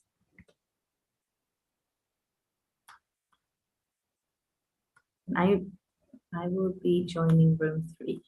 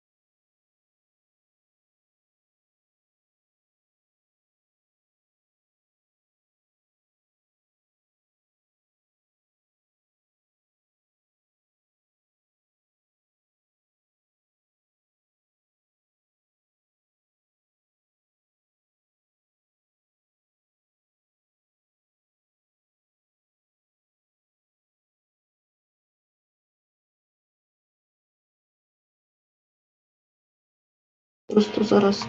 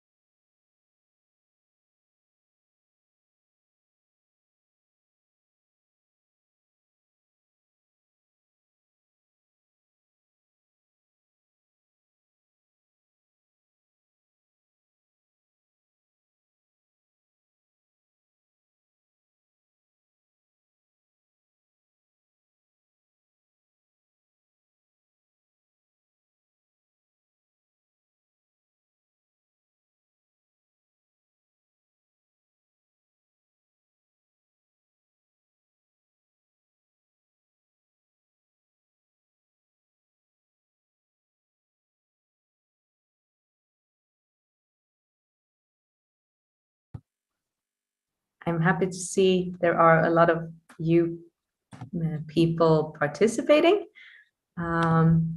We are in breakout rooms or have been in breakout rooms answering these different questions and replying to them in this Etherpad. And I would very much like to encourage you to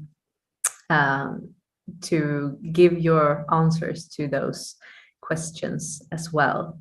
That would be very nice to think about and incorporate into the planning.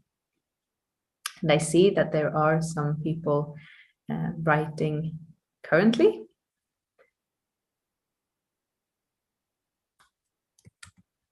And soon we will ask everyone to come back to the main space. Does anyone have a question for me? Then please ask them in the chat and I will try to answer them.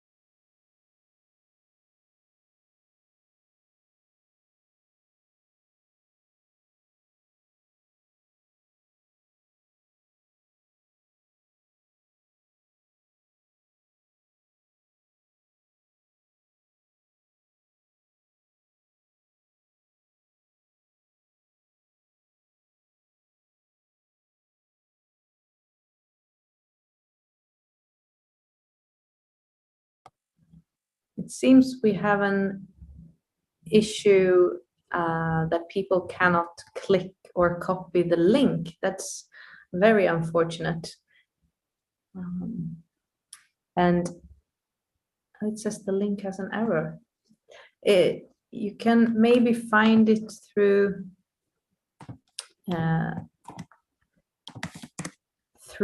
this Wikimania page, the program or the session page. On top, just underneath the green box, it says sessions note Etherpad. Maybe you can click through that. Can you click other links?